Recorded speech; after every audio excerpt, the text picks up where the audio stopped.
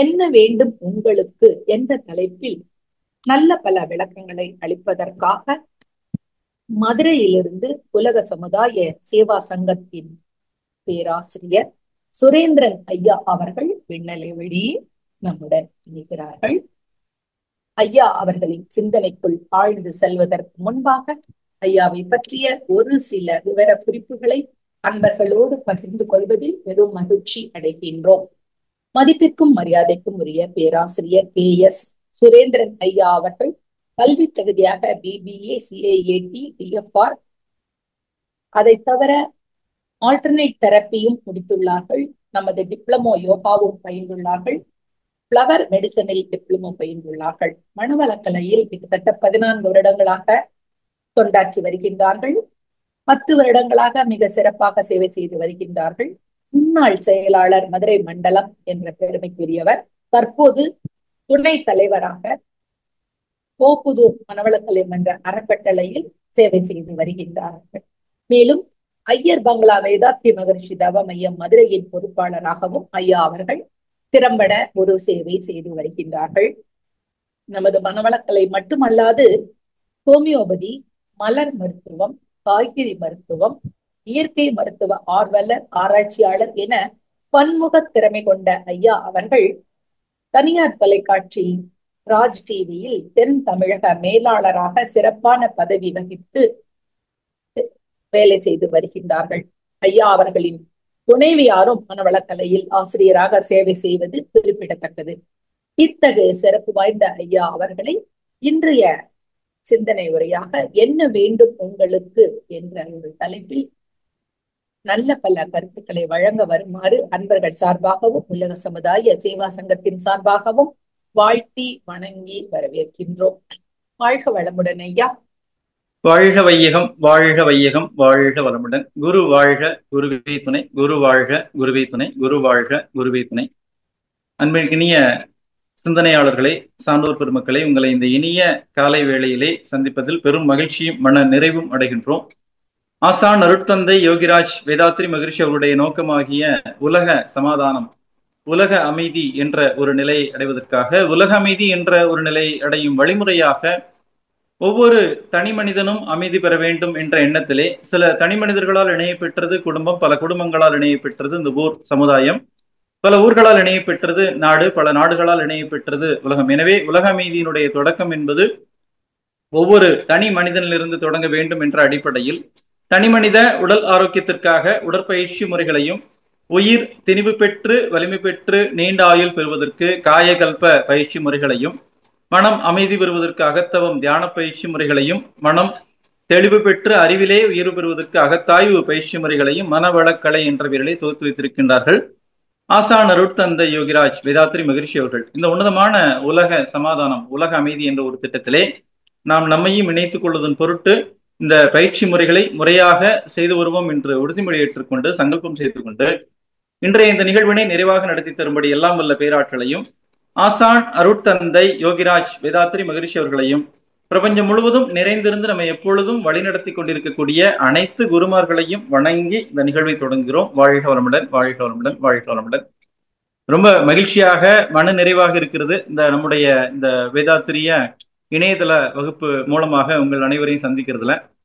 நம்முடைய உலக சமுதாய சேவா சங்கத்தினுடைய தலைவர் ஐயா SKM ஐயா அவர்களையும், உலக சமுதாய சேவா சங்கத்தின் IT இயக்குநரகம், அதனுடைய இயக்குனர் பெருமக்கள், இணை இயக்குனர்கள், ஒருங்கிணைப்பாளர்கள், பொறுப்பாளர்கள், தொழில்நுட்ப கலைஞர்கள், அறிஞர்கள் அனைவரையும் வணங்கி வாழ்த்தி இந்த இணைப்பில் இணைந்திருக்கக்கூடிய அனைத்து மனவளக்கலை பேராசிரியர்கள், துணை பேராசிரியர்கள், அனைத்து நிலை ஆசிரியர்கள், அன்பர்கள் அனைவரையும் வணங்கி வாழ்த்தி இந்த நிகழ்வை தொடங்குகிறோம். வாழ்க வளமுடன், வாழ்க வளமுடன், வாழ்க வளமுடன்.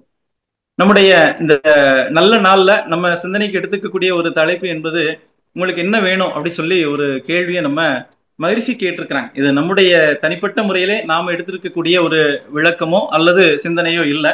ஒவ்வொரு முறையும் ஏதாவது ஒரு சிந்தனையை மேற்கொள்ளும் பொழுது அருட்தந்தை அவர்களுடைய விருப்பம் என்ன, அதையொட்டி நம்முடைய பயணம் இருக்கிறதா அப்படின்ற ஒரு சிந்தனையோட தான் நம்முடைய நாட்களை அமைத்து கொள்ள வேண்டும் அப்படின்றது நம்முடைய தனிப்பட்ட முறையில ஒரு விருப்பம். நம்ம ஒவ்வொரு மனவளக்கலை அன்பர்களுக்கும் நம்ம அருட்தந்தை அவர்கள் காட்டிய வழியில நம்ம பயணித்துக் கொண்டிருக்கிறோமா அப்படின்றத நம்ம ஒவ்வொரு நாளும் அதை தற்சோதனை செய்ய வேண்டும் அப்படின்றத நம்ம இலக்காக நிர்ணயித்து நம்ம பயணம் செஞ்சுட்டு இருக்கிறோம். அந்த வகையில வந்து அந்த ஒத்த கருத்துடைய உங்கள் அனைவரையும் சந்திக்கிறதுல ரொம்ப மகிழ்ச்சி. இதுல மகிழ்ச்சி அவங்க வந்து பார்த்தோம் அப்படின்னா ஏன் வந்து நம்ம மகிழ்ச்சியை வந்து ஃபாலோ பண்றோம், அவங்கள வந்து நம்ம பின்தொடர்கிறோம், அவங்களுடைய வாழ்க்கை நெறிமுறைகளை அவங்க வகுத்து கொடுத்த வாழ்க்கை நெறிமுறைகளை பின்தொடர்கிறோம் அப்படின்னு சொல்லி கேட்டோம் அப்படின்னா, ஒரே ஒரு மகான்கள், எத்தனையோ மகான்கள் இந்த பூமியிலே தோன்றி இருக்கிறார்கள். அத்துணை மகான்களுக்கும் நோக்கங்கள் அப்படின்னு சொல்லி பார்த்தோம் அப்படின்னா எல்லா மக்களுக்குமே இறை உணர்வு கொடுக்கணும் அப்படின்றதான் அவங்களுடைய நோக்கம். அந்த எல்லா மக்களுக்கும் அந்த இறை உணர்வு கொடுக்கணும்ன்ற ஒரு நோக்கமுடைய மகான்கள் சொன்ன விதிமுறைகள் அப்படின்றது அந்தந்த காலகட்டத்தில் இருக்கக்கூடிய மனிதர்களுக்கு பொருத்தமுடையதாக இருக்கிறது அப்படின்றத சொல்லியிருக்கிறாங்க. அந்தந்த காலகட்டத்துல வாழக்கூடிய மனிதர்களுக்கு அந்தந்த சூழல்ல எப்படி வாழ வேண்டும் அப்படின்றத வழிகாட்டும் விதமாக அமைந்தது அப்படின்றத நம்ம சொல்லலாம்.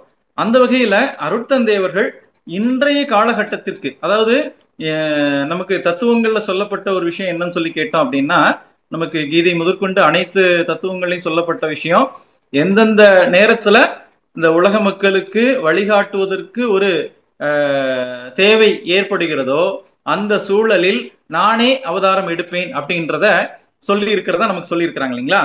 அந்த வகையில இன்றைய காலகட்டத்துல இன்னைக்கு இருக்கக்கூடிய சூழல்ல இந்த மனித சமுதாயத்திற்கு என்ன தேவை அப்படின்னு சொல்லி நம்ம ஒவ்வொருத்தரையும் கேட்டோம் அப்படின்னா, நம்ம முதல்ல வந்து என்ன சொல்லுவோம் அப்படின்னா, சாதாரண நிலையில இருக்கும்போது எனக்கு கொஞ்சம் பணம் தேவை, கொஞ்சம் பொருளாதாரம் எனக்கு தேவை, ஒரு வீடு வேணும், ஒரு கார் வேணும், ஒரு எனக்கு ஒரு திருமணம் நடக்கும், நல்ல கல்வி அமையணும், ஒரு நல்ல வேலை அமையணும், அடுத்தது திருமணம் எனக்கு நடக்கணும், எனக்கு குழந்தைகள் பிறக்கணும், என் குழந்தைக்கு நல்ல படிப்பு அப்படின்ற மாதிரியான ஒரு விஷயத்த நம்ம அடிப்படையில வச்சிருக்கிறோம் இல்லைங்களா. இந்த அடிப்படையை வந்து இதை மட்டுமே வாழ்ந்தோம் அப்படின்னு சொல்லி சொன்னோம் அப்படின்னா நமக்கும் எதுக்கும் வித்தியாசம் இல்லை அப்படின்னு சொல்லி மகிழ்ச்சி சொல்றாங்க. அப்படின்னா இந்த அடிப்படையெல்லாம் அப்படியே திங்க் பண்ணி பார்த்தோம் அப்படின்னா, எனக்கு வேலையா இருக்கட்டும், ஒரு கல்வியா இருக்கட்டும், வேலையா இருக்கட்டும், திருமணமாக இருக்கட்டும், அடுத்தது இந்த குழந்தைகள் அப்படின்ற விஷயத்தை எல்லாம் 3 விஷயங்களுக்குள்ள அடக்கி வச்சிடலாம் அப்படின்னு சொல்லி சொல்லியிருக்கிறாங்க. என்னது அப்படின்னு சொல்லி கேட்டோம் அப்படின்னா, நம்ம உணவு எடுத்துக்கொள்வது, சரிங்களா, அதை சாப்பிடுறது அப்படின்னு சொல்லி சொல்றோம். அடுத்தது என்ன செய்யறது, நம்ம வாழ்க்கை வசதிகள் அப்படின்னு சொல்லக்கூடிய நிலையில வந்து பார்த்தோம் அப்படின்னா, சாப்பிடுறது, தூங்குறது, நம்ம இனப்பெருக்கம் செய்யறது, இந்த 3 விஷயங்களுக்குள்ளாக நம்முடைய செயல்பாடுகள் அடங்கி இருக்கு அப்படின்னு சொல்லி சொல்றோம். இந்த 3 செயல்பாடுகள் வந்து யாருக்கெல்லாம் இருக்கு அப்படின்னு சொல்லி பார்த்தோம் அப்படின்னா, இது வந்து 5 அறிவு இருக்கக்கூடிய விலங்குகளுக்கும் இருக்கு, நம்முடைய சாதாரண நிலையில் இருக்கக்கூடிய எல்லோருக்குமே இருக்கு. அப்ப நம்ம வந்து ஒரு சிறப்பு பெற்ற நிலைன்னு நமக்கு சொல்லி இருக்கிறாங்களே, மனிதன் அப்படின்னு சொல்லக்கூடிய வந்து பார்த்தோம் அப்படின்னா மாதிரி சொல்லக்கூடியது இருக்கிறதுலயே ஒரு உயர்வான உச்சபட்ச நிலையில இறைநிலையினுடைய தன்மாற்றம் அப்படின்றத சொல்றாங்க. அதாவது இறைவனே மனிதனாக வந்திருக்கிறான் அப்படின்ற ஒரு விஷயத்த விளக்கத்தை நமக்கு கொடுத்த தத்துவம் தான் என்ன தத்துவம் அப்படின்னு சொல்லி கேட்டோம் அப்படின்னா, சுத்த வெளி தத்துவம். ஏன்னா இந்த மனிதர்கள் வாழ்வதற்கான முதல்ல இதற்கு முன்பாக தோன்றிய மகான்கள் எத்தனையோ தத்துவங்களை நமக்கு கொடுத்திருக்கிறார்கள். அதாவது படைப்பு தத்துவம், நிலை தத்துவம், பெருவடிப்பு தத்துவம், இது மாதிரி நமக்கு நிறைய தத்துவங்கள் நமக்கு சொல்லி இருக்கிறாங்க இல்லைங்களா. ஒரு 5-6 விதமான தத்துவங்கள் நமக்கு சொல்லி இருக்கிறாங்க. இதை மகரிஷி இன்றைய காலகட்டத்திற்கு இந்த இந்த தத்துவங்களை எல்லாம் நமக்கு இன்னைக்கு சாதாரணமா இருக்கக்கூடியவங்ககிட்ட நம்ம போய் சொல்லும் போது, இறைவன் தான் இந்த உலகத்தை படைத்தாரு அப்படின்னு சொல்லும்போது எங்க இருந்து படைத்தாரு அப்படின்னு ஒரு கேள்வி கேட்பாங்க. எங்க இருந்து படைச்சாரு? அப்ப நம்ம இந்த திருக்கோவிலூர் அப்படின்ற ஒரு ஊர்ல வந்து பாத்தீங்கன்னா உலகளந்த பெருமாள்னு ஒரு கோவில் நம்ம சமீபத்துல போகக்கூடிய ஒரு வாய்ப்பு கிடைச்சது. அங்க சொல்லுவாங்க என்னன்னா, இந்த ஒரு காலால வந்து இந்த பூமியை அளந்தார் அப்படின்னு சொல்லி சொன்னாங்க. ஒரு காலால அந்த பூமியை அளந்தாருன்னா இன்னொரு காலை எங்க வச்சாரு அப்படின்ற மாதிரியான கேள்விகள் யாருக்கு இருக்கும் அப்படின்னு சொல்லி கேட்டோம் அப்படின்னா, இந்த கடவுள் மறுப்பு கொள்கையாளர்களுக்கும், அதே சமயம் இன்றைய விஞ்ஞானத்தை அதிகமாக படித்துவிட்ட நமது குழந்தைகளுக்கும் இந்த கேள்வி இயல்பாக வரும், சரிங்களா.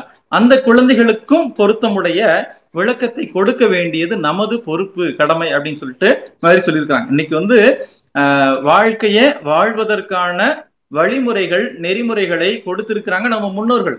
அதை கடைபிடிப்பதில் வந்து பார்த்தோம் அப்படின்னா ஒரு சிலருக்கு வந்து எந்த ஒரு தயக்கமும் இல்லை. அதை முறையாக கடைபிடித்து அவங்க வந்து வாழ்க்கையை வந்து நிறைவாக வாழ்கிறாங்க. அவங்களுக்கு எந்த ஒரு தயக்கமும் இல்லை. ஒரு சிலருக்கு அதை கடைபிடிப்பதில் வந்து நிறைய தயக்கங்கள், அடுத்தது குழப்பங்கள், இது மாதிரியான ஒரு சூழல் வரும்போது நான் எதை தின்னா பித்தம் தெளியும் அப்படின்ற ஒரு ஒரு நிலைக்கு அவங்க உருவாயிடுறாங்க. அந்த நிலையிலிருந்து இந்த மனித குலத்தை விடுவிக்க வேண்டிய பொறுப்பு, கடமை அப்படின்னு சொல்லக்கூடியது இந்த மனவளக் கலைஞர்களுக்கு, மனவளக்கலை ஆசிரியர்களுக்கு உண்டு அப்படின்றத மகரிஷி நமக்கு தெளிவாக உணர்த்தி இருக்கிறாங்க. ஸோ அந்த வகையில இப்ப நமக்கு சாதாரண ஒரு இந்த ஜூம் இணைப்புல நம்ம இருக்கிறது, தினசரி பேசுவது அப்படின்னு சொல்லக்கூடியது நம்ம ஏதோ நம்முடைய ஒரு மனவளக்கலை அன்பர்களுக்கு மட்டுமல்ல. இந்த பதிவுகள் அத்தனையுமே எங்க இருக்கு அப்படின்னு சொல்லி கேட்டோம் அப்படின்னா இணையதளத்துல நம்ம போட்டிருக்கிறோம். நமக்கு தெரிந்த நண்பர்கள், உறவினர்களுக்கு நம்ம பகிரும் போது என்ன ஆகும் அப்படின்னு சொல்லி கேட்டீங்கன்னா அவங்களுக்கு இந்த விஷயம் போய் சேரும். இது நேரடியா பாக்குறவங்களுக்கு நாம பேசக்கூடிய அத்தனை விஷயங்களுமே நான் ஒவ்வொரு முறையும் நமது மன்றங்கள்ல இந்த கூட்டுத்தவம், சிந்தனை விருந்து இதெல்லாம் கொடுக்கும் பொழுது அவங்ககிட்ட பேசும்போது பார்த்தோம் அப்படின்னா இது ஏதோ நம்ம இங்க இருக்கக்கூடிய இந்த அறையில் இருக்கக்கூடிய ஒரு 10 பேர், 50 பேர், 100 பேருக்கு மட்டும் நம்ம இந்த விஷயத்த நம்ம பகிர்ந்துக்கல. இந்த பதிவுகள் அத்தனையுமே எங்க போய் பதிவாகும் அப்படின்னு சொல்லி கேட்டீங்கன்னா நம்ம வான்காந்தத்துல போய் நமக்கு அது பதிவாக இருப்பாக இருக்கிறது. எந்தெந்த இடத்துல, எந்தெந்த சூழல்ல, எந்த ஒரு காலத்துல மனிதர்களுக்கு இந்த கருத்து தேவையோ அந்த கருத்து இயல்பாக அவங்ககிட்ட போய் சென்றடையும். இதுதான் நம்ம அருட்தந்தை அவர்கள் நமக்கு உணர்த்திய அந்த காந்த தத்துவத்தினுடைய விளக்கம். அதனால இப்ப நம்ம பேசக்கூடிய விஷயங்கள் நம்முடைய இந்த ஜூம் இணையதளத்துல இருக்கிறவங்களுக்கு மட்டுமல்ல, உலக மக்கள் அனைவருக்குமே இது தேவையான நேரத்துல போய் சேரும் அப்படின்றதுதான் இதனுடைய அடிப்படையான சாரம்னு நம்ம எடுத்துக்கலாம். இப்ப என்னன்னு கேட்டோம்னா நமக்கு ஒரு சாதாரணமா ஒரு மனிதன்கிட்ட பார்த்தோம் அப்படின்னா என்ன வேணும் அப்படின்னு சொல்லி கேட்டோம் அப்படின்னா எனக்கு ரொம்ப மகிழ்ச்சியா இருக்கணும், மன நிறைவா இருக்கணும் அப்படின்றதான் இயல்பா இருக்கும். சரிங்களா? இந்த மகிழ்ச்சி, மன நிறைவு அப்படின்ற ஒரு விஷயத்த மகிழ்ச்சி பார்த்தோம் அப்படின்னா எப்படி எல்லாம் கிடைக்குது அப்படின்றத நமக்கு ஒரு கிளாசிபிகேஷன் கொடுத்துருக்காங்க. எப்படின்னு சொல்லி கேட்டோம் அப்படின்னா மனிதர்களுக்கு இன்பம், அந்த மகிழ்ச்சி அப்படின்றது எப்படி கிடைக்குது அப்படின்னு சொல்லி கேட்டோம் அப்படின்னா நமக்கு வாழ்க்கை வசதிகள் அப்படின்ற ஒரு விஷயம் இருக்கு. அதாவது நம்ம முதல்ல சொன்ன மாதிரி ஒரு வீடு, காரு, பங்களா, இன்னும் சொல்ல போனா நமக்கு வெளியில இருந்தோம் அப்படின்னா வெயில் அடிக்குது, அப்ப அதுல இருந்து நமக்கு பாதுகாத்துக்கிறதுக்கு ஒரு வீடு வேணும். சரிங்களா? அப்ப அங்க வீட்டுக்குள்ள வந்தோம்னா நமக்கு வெக்கையா இருக்கு, அப்ப ஒரு ஃபேன் வேணும், இல்ல ஏசி வேணும். இது மாதிரியான ஒரு வாழ்க்கை வசதிகள் வேணும். சரிங்களா? அடுத்தது பார்த்தோம் அப்படின்னா சரி வீடு மட்டும் இருந்தா போதுமா அப்படின்னா அந்த வீட்டை நமக்கு கட்டமைக்கிறதுக்கு என்ன வேணும்? நமக்கு மண்ணு, செங்கல், சிமெண்ட் இதெல்லாம் பார்த்தோம் அப்படின்னா நமக்கு இயற்கையில தேவை. தண்ணி இதெல்லாம் தேவை. தண்ணி, காத்து, வெயில் இதெல்லாமே நமக்கு தேவை. அதை என்ன சொல்றோம்? பஞ்சபூதங்கள்னு சொல்றோம். அதை நம்ம சொல்லக்கூடியது என்ன சொல்றோம்னா இயற்கைன்னு சொல்றோம். இந்த வீடு மட்டும் இயற்கை இல்லை. நம்ம ஒரு ரொம்ப ஒரு ஸ்ட்ரெஸ்ஃபுல்லா இருக்கு அப்படின்னு சொல்லி சொன்னோம் அப்படின்னா வா ஒரு ஒரு ட்ரிப்பு போகலாம் அப்படின்னு சொல்லிட்டு என்ன செய்யறாங்க? ஒரு மலை பிரதேசங்களுக்கு, ஒரு காடுகளுக்கு, ஒரு கடல் சார்ந்த, நீர் சார்ந்த ஒரு அருவி, கடல், இது மாதிரியான இடங்களுக்கு போகும்போது மனம் ஒரு அந்த அழுத்தம் அப்படின்ற ஒரு நிலையிலிருந்து விடுபடுறத உணரக்கூடியவங்க இருக்கிறாங்க. அப்ப இதுக்கெல்லாம் என்ன பேரு அப்படின்னு சொல்லி கேட்டோம் அப்படின்னா இயற்கைன்னு சொல்லி பேரு. சரிங்களா? அப்ப மனிதனுக்கு இன்பத்தை கொடுக்கக்கூடியது முதல்ல இயற்கை. அடுத்தது வாழ்க்கை வசதிகள், நமக்கு வீடு, இந்த மாதிரியான விஷயங்கள் எல்லாமே நமக்கு கொடுக்கக்கூடியது என்னன்னு சொல்லி கேட்டீங்கன்னா வாழ்க்கை வசதிகள் கொடுக்கக்கூடியது நமக்கு மகிழ்ச்சி. சரிங்களா? இயற்கை கொடுக்கிறது எனக்கு மகிழ்ச்சி, இன்பம். அடுத்தது நமக்கு வாழ்க்கை வசதிகள் நமக்கு கொடுக்கிறது மகிழ்ச்சி, இன்பம். சரிங்களா? நமக்கு இந்த உறவுகள் அது இல்லை அப்படின்னா வாழ்க்கை ரொம்ப போர் அடிச்சிடும். தனியா அவங்களுக்கு ஒரு வீடை கட்டி கொடுத்து ஒரு பெரிய நான் எல்லா அன்பர்கள்ட்டையும் வரக்கூடிய அன்பர்கிட்ட கேட்பேன், உங்களுக்கு வாழ்க்கைக்கு எவ்வளவுங்க தேவைப்படும், உங்களுக்கு எவ்வளவு வேணும் அப்படி சொல்லிட்டு கேட்டோன்னே எனக்கு ஒரு 10 கோடி ரூபாய் இருந்தா போதும் சார் அப்படி சொல்லிட்டு ஒரு குறிப்பா சொல்றாங்கன்னு வச்சுக்கலேன். ஒரு 10 கோடி ரூபாயை கொடுத்துட்டு உங்களை ஒரு கப்பல்ல ஏத்தி நேரா ஒரு தனியா ஒரு கப்பல்ல பயணம் பண்ற, உங்க வாழ்க்கைக்கு 100 வருஷம் 150 வருஷம் வாழ்றதுக்கு எல்லா தேவைகளையும் பொருட்களையும் ஏத்தி அதை நீங்க கேட்கிறப்ப உணவாவோ என்னவாவோ மாறுற மாதிரியான ஒரு வித்தையை உங்களுக்கு கத்துக் கொடுத்து உங்களை மட்டும் ஒரே ஆளை கப்பல்ல ஏற்றி அனுப்பிடுவோம் அப்படின்னு சொல்லி சொல்லுவேன். சரிங்களா? ஐயோ நான் இப்படி வாழ்றது பயந்துருவாங்க. சரிங்களா? அதே மாதிரி உங்களுக்கு தேவையான ஒரு விஷயத்தை எச்சு இல்ல கப்பல்லையோ இல்ல பிளைட்லயோ இல்ல ஏதாவது ஒரு காட்டுக்குள்ள கொண்டு போய் விட்டுருவோம் அப்படின்னு சொல்லி சொல்லும் போது அவங்க என்ன சொல்லுவாங்க அப்படின்னா ஐயோ போங்க சார், நம்மளால முடியாது சார் அப்படின்னு சொல்லி சொல்லுவாங்க. என்னன்னா அப்ப என்ன வேணும் அப்படின்னு சொல்லி கேட்டோம் அப்படின்னா நமக்கு இந்த வாழ்க்கையை வாழ்வதற்கு உறவுகள் அப்படின்ற ஒண்ணு வேணும். ஒண்ணு அப்பா, அம்மா, சகோதரன், சகோதரி, வாழ்க்கை துணை, குழந்தைகள், பேரப்பிள்ளைகள், இது நண்பர்கள், உறவினர்கள் அப்படின்ற பேர்ல நமக்கு மனிதர்கள், உறவுகள் அப்படின்னு சொல்லக்கூடியது வேணும். இப்ப நம்ம அடிப்படையில இந்த கிளாசிபிகேஷன் எடுத்து பார்த்தோம் அப்படின்னா இயற்கை எனக்கு கொடுக்கறது பூரா இன்பம். சரிங்களா? இயற்கை எனக்கு கொடுக்கறது பூராமே இன்பம் தான். சரிங்களா? இப்ப நமக்கு வாழ்க்கை வசதிகள் கொடுக்கறது பூராமே நமக்கு இன்பம் தான். வாழ்க்கை வசதிகள் நமக்கு கொடுக்கறது பூராமே இன்பம் தான். உறவுகள் எனக்கு கொடுக்கறது பூராமே இன்பம் தான். ஆனா நம்ம வர்றவங்ககிட்ட யார்கிட்ட புதிதாக வரக்கூடிய ஒரு அன்பர்கள்ட்ட நாமளே புதிதாக மனவளக்கலை மன்றத்துக்கு போகும்போது நம்ம என்ன சொல்லியிருப்போம் அப்படின்னா, என் வாழ்க்கையே ரொம்ப கஷ்டமா இருக்கு சார், எனக்கு ஒரே துன்பமா இருக்கு சார் அப்படின்னு சொல்லி சொல்லுவோம்.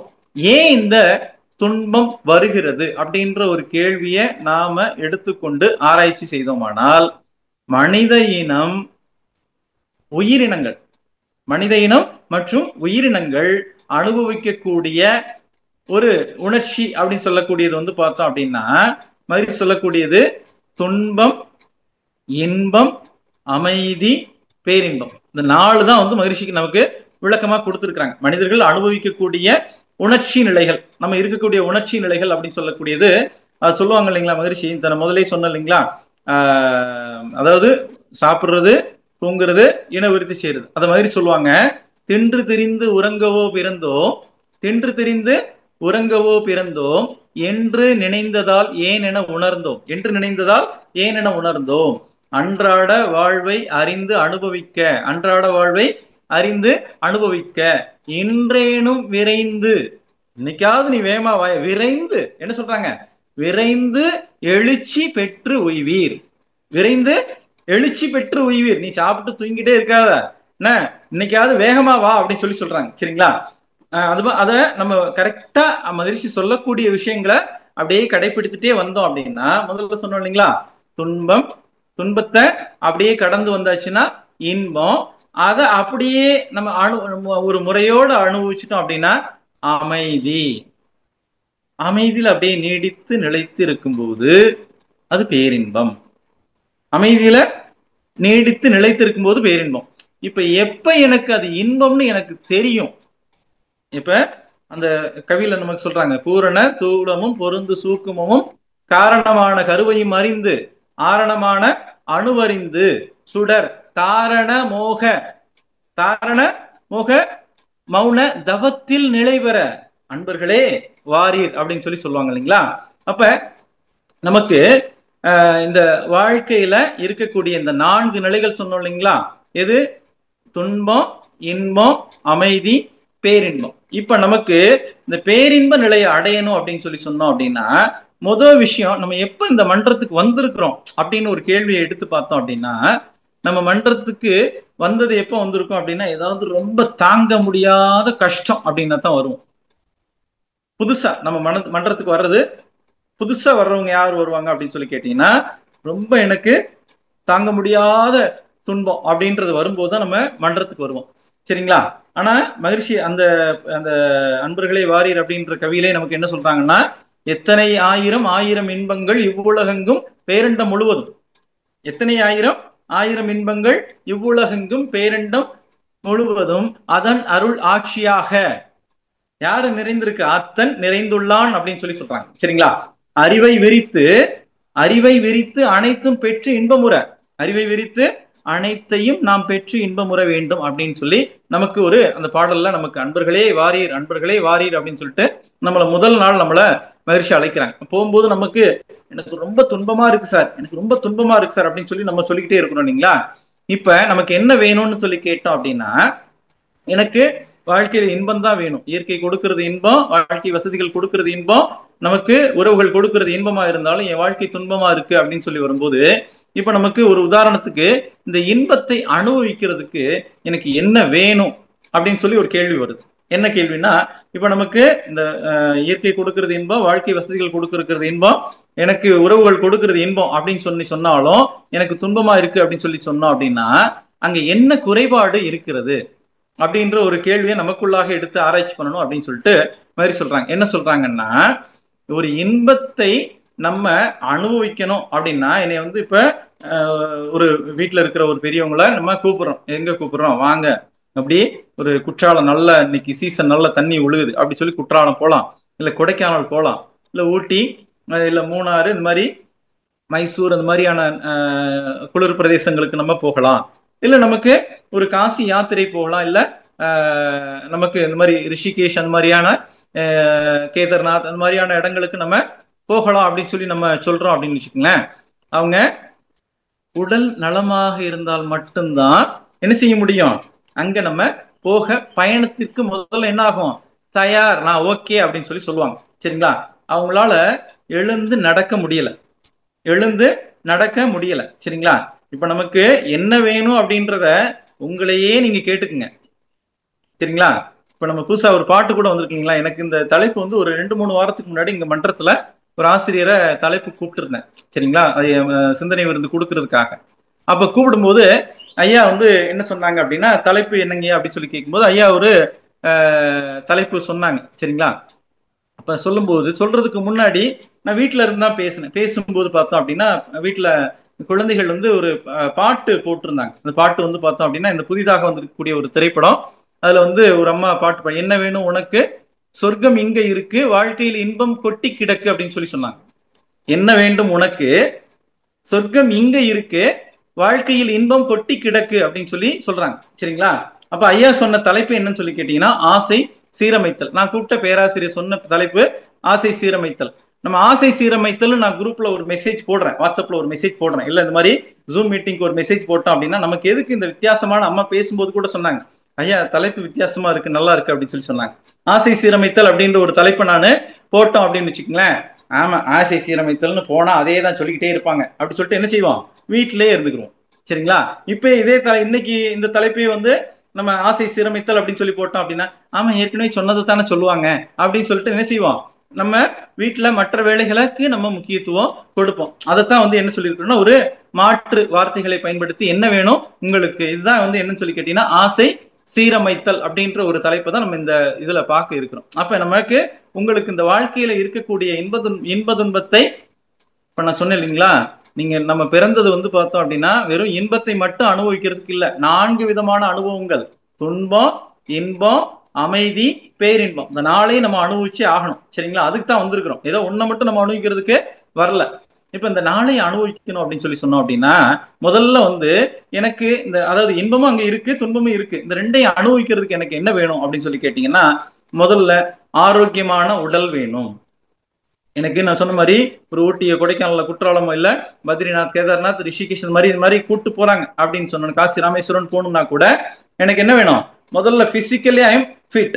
என்ன, சரிங்களா? நான் உறுதியா இருக்கேன், உடல் வந்து எனக்கு உறுதியாக இருக்கிறது அப்படின்ற ஒரு உணர்வு எனக்கு வேணும். நான் நல்லா இருக்கிறேன் அப்படின்றத நம்ம என்ன செய்யணும், ஃபீல் பண்ணணும். சரிங்களா?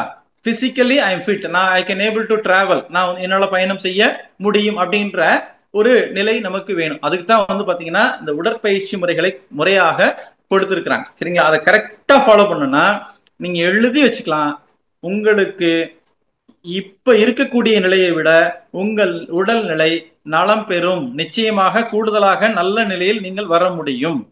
என்ன செஞ்சால் மட்டும், உடற்பயிற்சி செய்தால் மட்டுமே அது நடக்கும். நிறைய விளக்கங்கள் நமக்கு நிறைய பேராசிரியர்கள் நிறைய கொடுத்து கொண்டேதான் இருக்கிறாங்க. அதை பற்றி உடற்பயிற்சியில் இருக்கக்கூடிய ஒவ்வொரு அசைவுகளுக்கும் என்னென்ன மாதிரியான விஞ்ஞான ரீதியான விளக்கம், மருத்துவ ரீதியான விளக்கம், பஞ்சபூத தத்துவ ரீதியான விளக்கங்கள் நிறைய ஆசிரியர்கள் நம்ம கொடுத்து கொண்டேதான் இருக்கிறாங்க.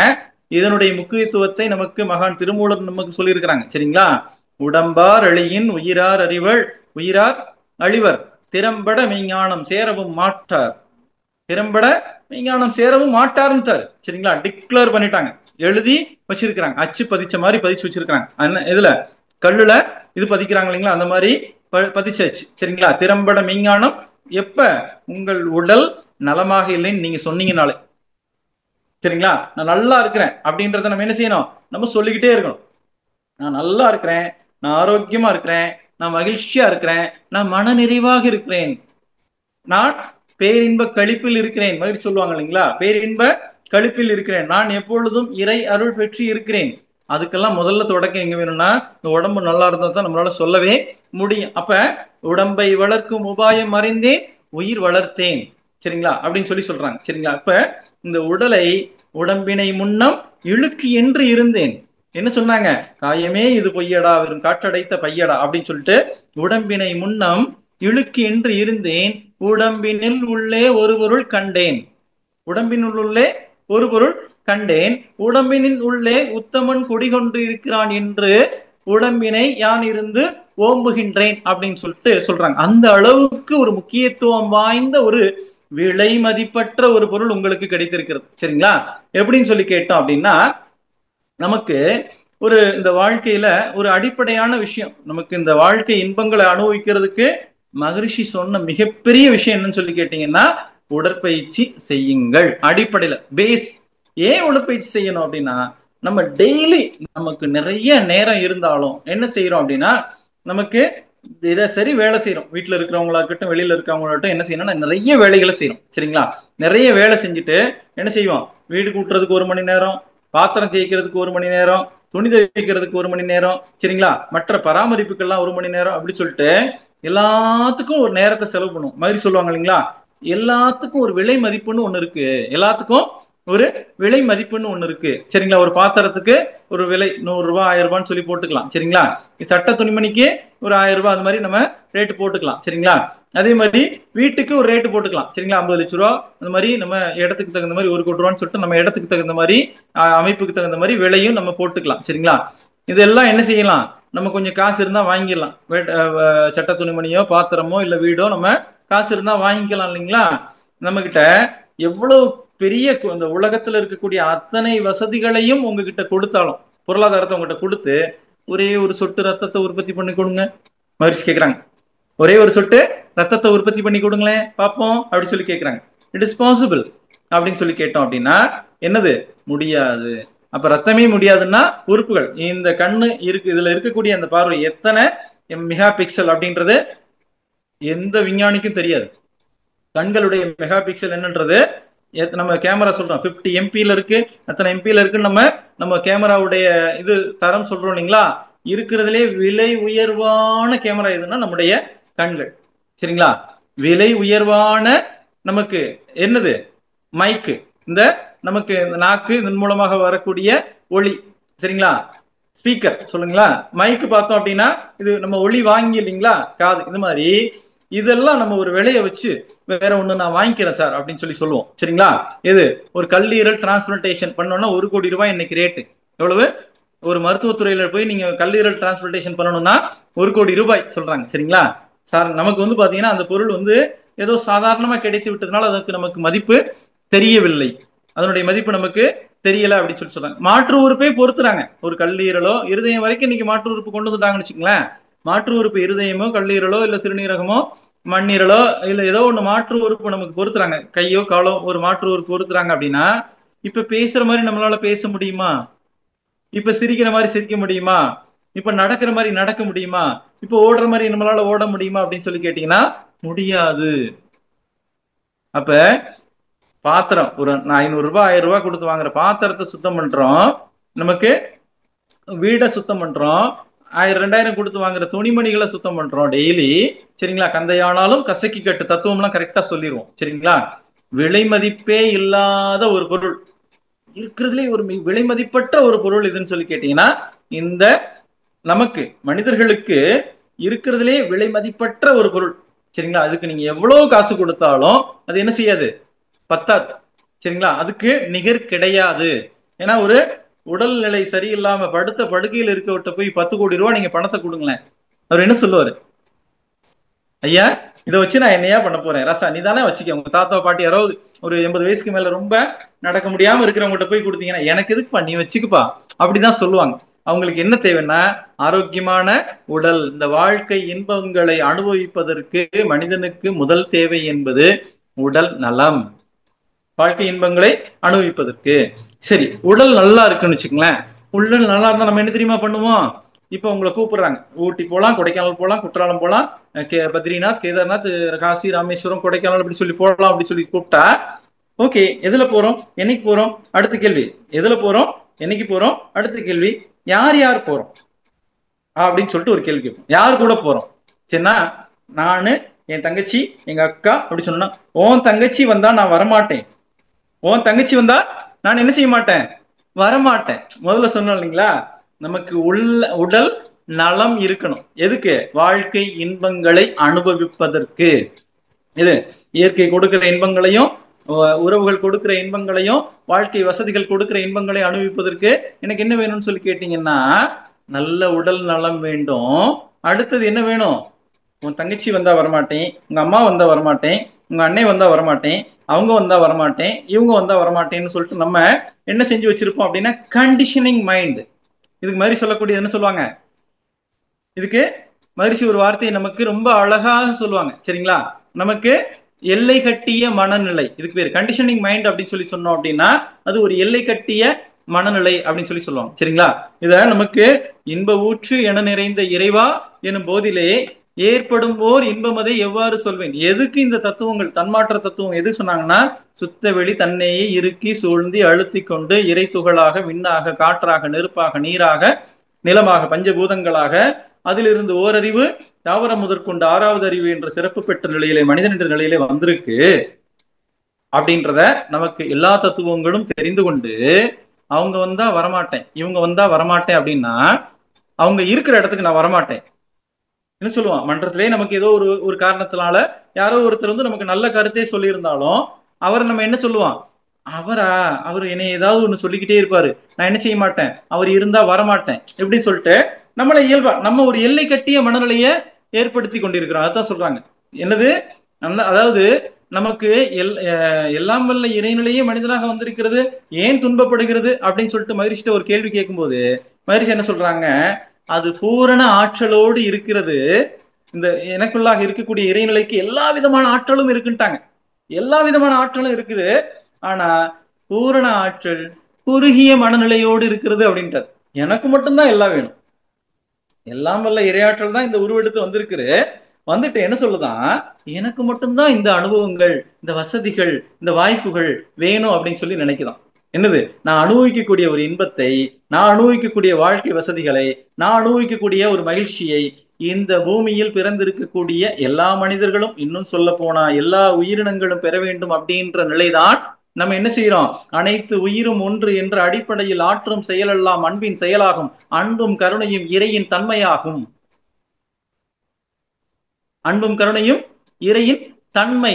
நான் அனுபவிக்கக்கூடிய எல்லா அனுபவங்களும் அனைவரும் அனுபவிக்க வேண்டும் அப்படின்ற ஒரு நிலை வரணும். வரணும்னா என்ன வந்துருச்சுன்னா என்ன செய்வோம், என் கூட யாரு வேணாலும் வரலாம். எங்க? இந்த டூருக்கு. சரிங்களா? வாழ்க்கை வசதிகளை, இயற்கை கொடுக்கக்கூடிய இன்பங்களை, உறவுகள் தரக்கூடிய இன்பங்களை நானும் அனுபவிப்பதற்கு நல்ல உடல் நலம் அவசியம். அதற்கு அடுத்தபடியாக நல்ல மனநிலை. என்னோடு நான் ஒரு பேருந்தில் பயணம் செய்கிறேன், இல்லது ஒரு ரயில்ல பயணம் பண்றேன், இல்ல ஒரு விமானத்துல பயணம் பண்றேன், நான் ஒரு டூரை அனுபவிக்க நான் போறேன். என்னுடைய பயணத்தில் என்னோடு இணைந்து வந்திருப்பவர் ஒரு மிக பெரும் கொடும் குற்றம் செய்த குற்றவாளியாக இருக்கலாம். அப்போது நான் என்ன செய்ய முடியும்? ஒன்றும் செய்ய முடியாது. சரிங்களா?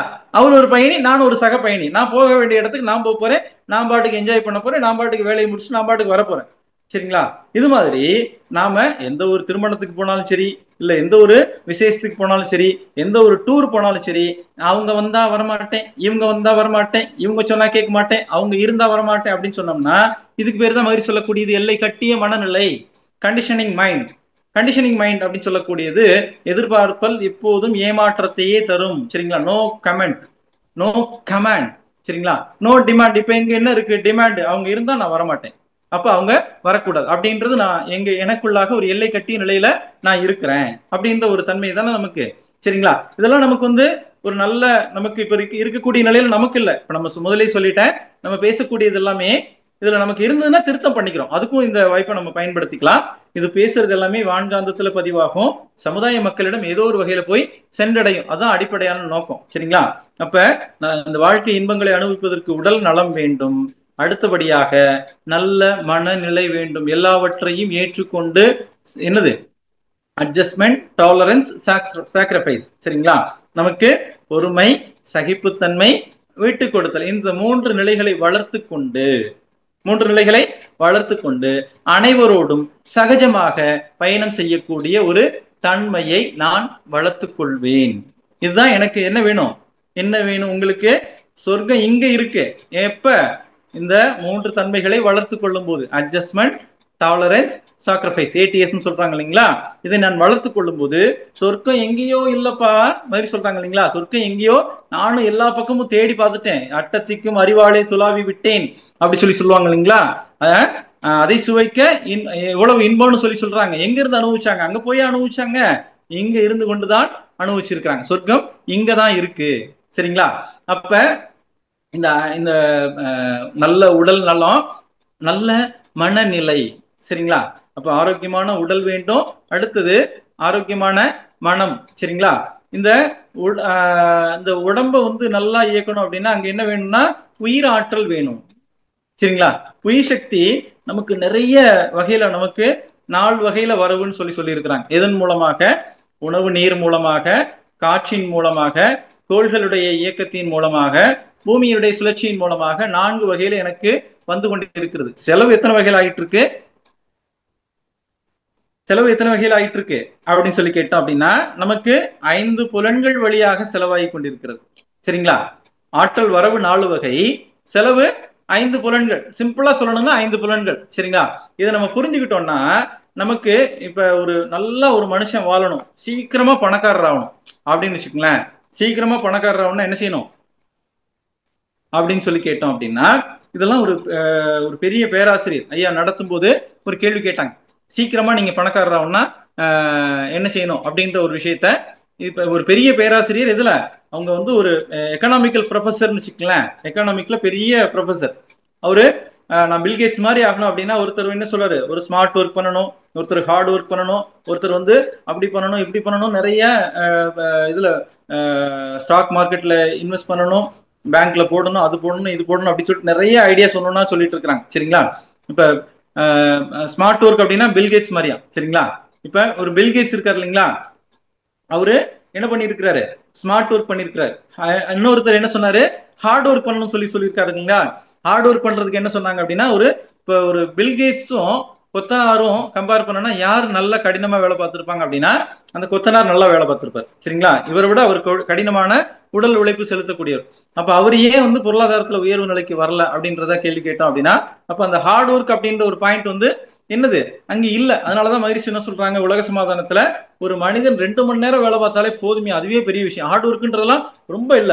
இந்த உலக சமாதானம் ஒண்ணு வந்துருச்சுன்னா 2 மணி நேரம் போதுமா இருக்கு வேலை பார்க்கறதுக்கு. மீதி நேரம் பூரா என்ன பண்ணலாம், நீ உலக இன்பங்களை அனுபவிக்கலாம், தவம் பண்ணலாம், உடற்பயிற்சி பண்ணலாம், காயகல்பம் பண்ணலாம், நல்லா தியானம் பண்ணி தற்சோதனை பண்ணி உன்னை இறைநிலை அளவுக்கு உயர்த்தி கொள்ளலாம். அதுக்கான ஒரு வாய்ப்பு எப்போ உருவாகுனா உலக சமாதானம் நடைமுறைக்கு வந்ததுக்கு அப்புறம் தான் அது வரும் அப்படின்றத சொல்றாங்க. சரிங்களா. அதுக்கான சூழல் நமக்கு ஏற்படுத்தி கொண்டேதான் இருக்கிறது இயற்கை ஏதாவது ஒரு வகையில.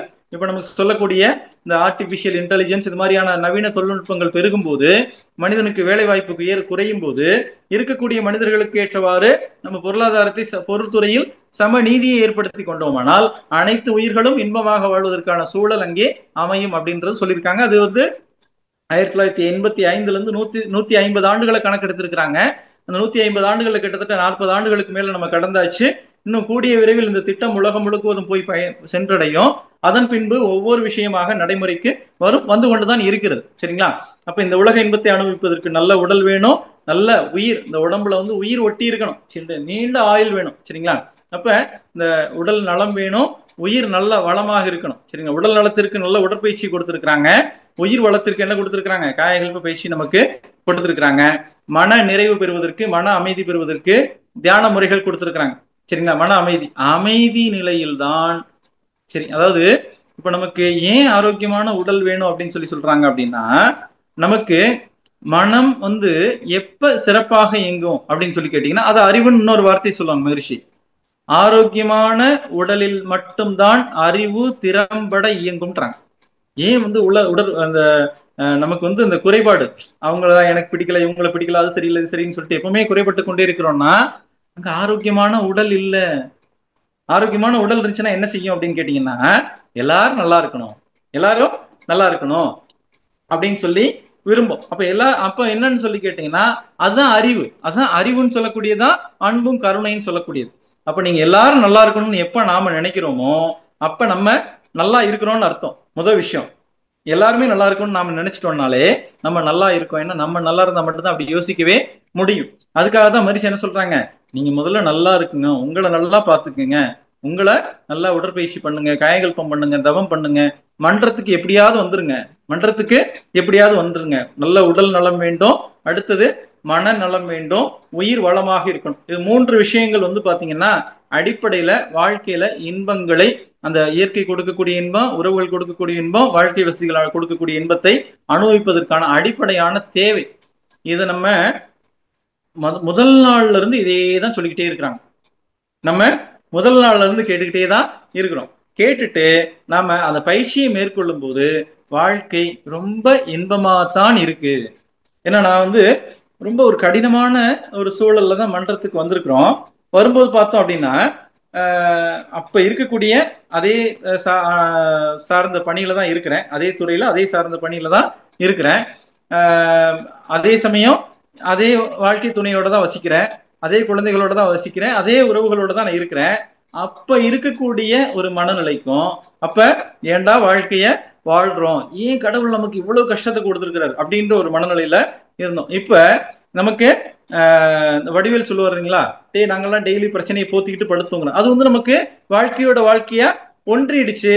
அதை நம்ம என்ன செய்யல, துன்பமாகவே கருதல. அது வாட்டுக்கு இயல்பா வாழ்க்கையில இருக்கக்கூடிய சிக்கலே எழாமல் இருக்காதுன்னு சொல்றாங்க. வாழ்க்கை என்பதே சிக்கல் நிறைந்தது. எப்ப உடம்பும் உயிரும் இணைஞ்சிருக்கே அதுவே ஒரு சிக்கல் தான் அப்படின்னு சொல்லிருக்காங்க. வாழ்க்கையில் அது வாட்டுக்கு என்ன செஞ்சுட்டு இருக்கு, சிக்கல் வந்துகிட்டே இருக்கு. நான் என்ன செஞ்சுட்டு இருக்கேன், பாலத்துல இந்த ஒரு நீரோடையை கடக்கிறதுக்கு எப்படி ஒரு மேம்பாலம் கட்டி கொண்டா பயணம் ஈஸியாக இருக்குமோ, அது மாதிரி அந்த மேம்பாலத்தை கட்டி கொண்டு இந்த சிக்கல் நின்றுட்டு இருக்கு, வந்துட்டும் போயிட்டே இருக்கு. நம்ம வாட்டுக்கு என்ன செஞ்சுட்டு இருக்கிறேன், ஒரு பார்வையாளனாக வாழ்க்கையை ரசித்து கொண்டாடி கொண்டிருக்கிறேன். எப்பன்னு கேட்டீங்கன்னா, முறையாக கற்றுக்கொண்ட நாள் முதல் இன்று வரை ஒரு நாள் கூட, ஒரு வருஷத்துக்கு எடுத்துக்கிட்டோம்னா அதிகபட்சம் ஏதாவது செய்யலாம் அப்படின்னா ஒரு 5 நாள் செய்யாம இருந்தாலே பெரிய விஷயம். அந்த 5 நாளை கடக்கிறது பெரிய கஷ்டம்.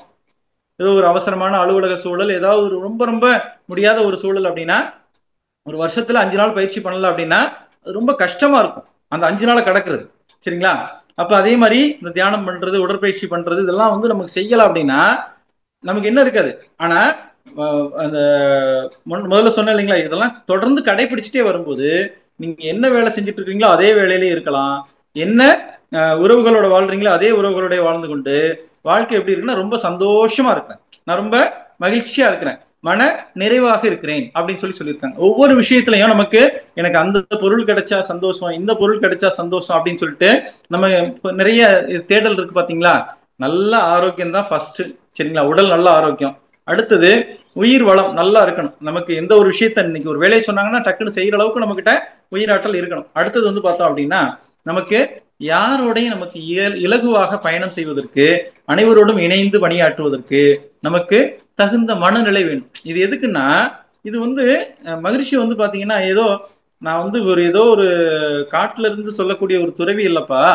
நான் வந்து 2 திருமணங்கள் பண்ணியிருக்கிறேன், வாழ்க்கையை முழுமையாக வாழ்ந்து பார்த்திருக்கிறேன், வாழ்க்கையில வரக்கூடிய சிக்கல்கள் எல்லாம் எப்படி போக்கணுன்றதுக்கான ஒரு வாழ்க்கை விதிமுறை தான் இந்த வேதாத்திரியம், இந்த உலக சமாதானம் அப்படின்னு சொல்லக்கூடிய ஒரு விஷயம். அதுல சொல்லியிருக்கிறாங்க என்னன்னா, நமக்கு நிறைய ஒரு சின்ன உதாரணம், அந்த உலக சமாதானம் சொல்லப்பட்டதுல நகை வந்து எனக்கு தேவை அப்படின்றது நமக்கு விருப்பம் இருக்கு. மகிழ்ச்சி என்ன சொல்றாங்கன்னா, ஏன்னா மகிழ்ச்சி சொல்லக்கூடியது எல்லாருமே நம்ம தப்பா தான் புரிஞ்சு வச்சிருக்கிறோம். சரிங்களா? அதை நம்ம கரெக்டா புரிஞ்சுக்கிட்டோம்னா ரொம்ப சரியா தங்கத்தின் மதிப்பை இழக்க செய்வோம் அப்படின்னு சொல்லி போட்டிருக்காங்க. எதுல?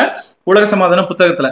நம்ம என்ன அவர் இப்படி சொல்லிவிட்டார், அவர் பாட்டு சாமியார் அவர் பாட்டு சொல்லிட்டு போயிட்டார், நான் எப்படி தங்கத்தை வந்து நான் வேணாம்னு சொல்ல முடியும் அப்படின்னு சொல்லி நம்ம சொல்லுவோம். ஏன்னா தங்கம் இருந்துச்சுன்னா தான் நான் ஆத்திர வருஷத்துக்கு போய் பேங்க்ல லோன் வச்சு கொடுத்து நான் கடன் வாங்கிக்க முடியும்.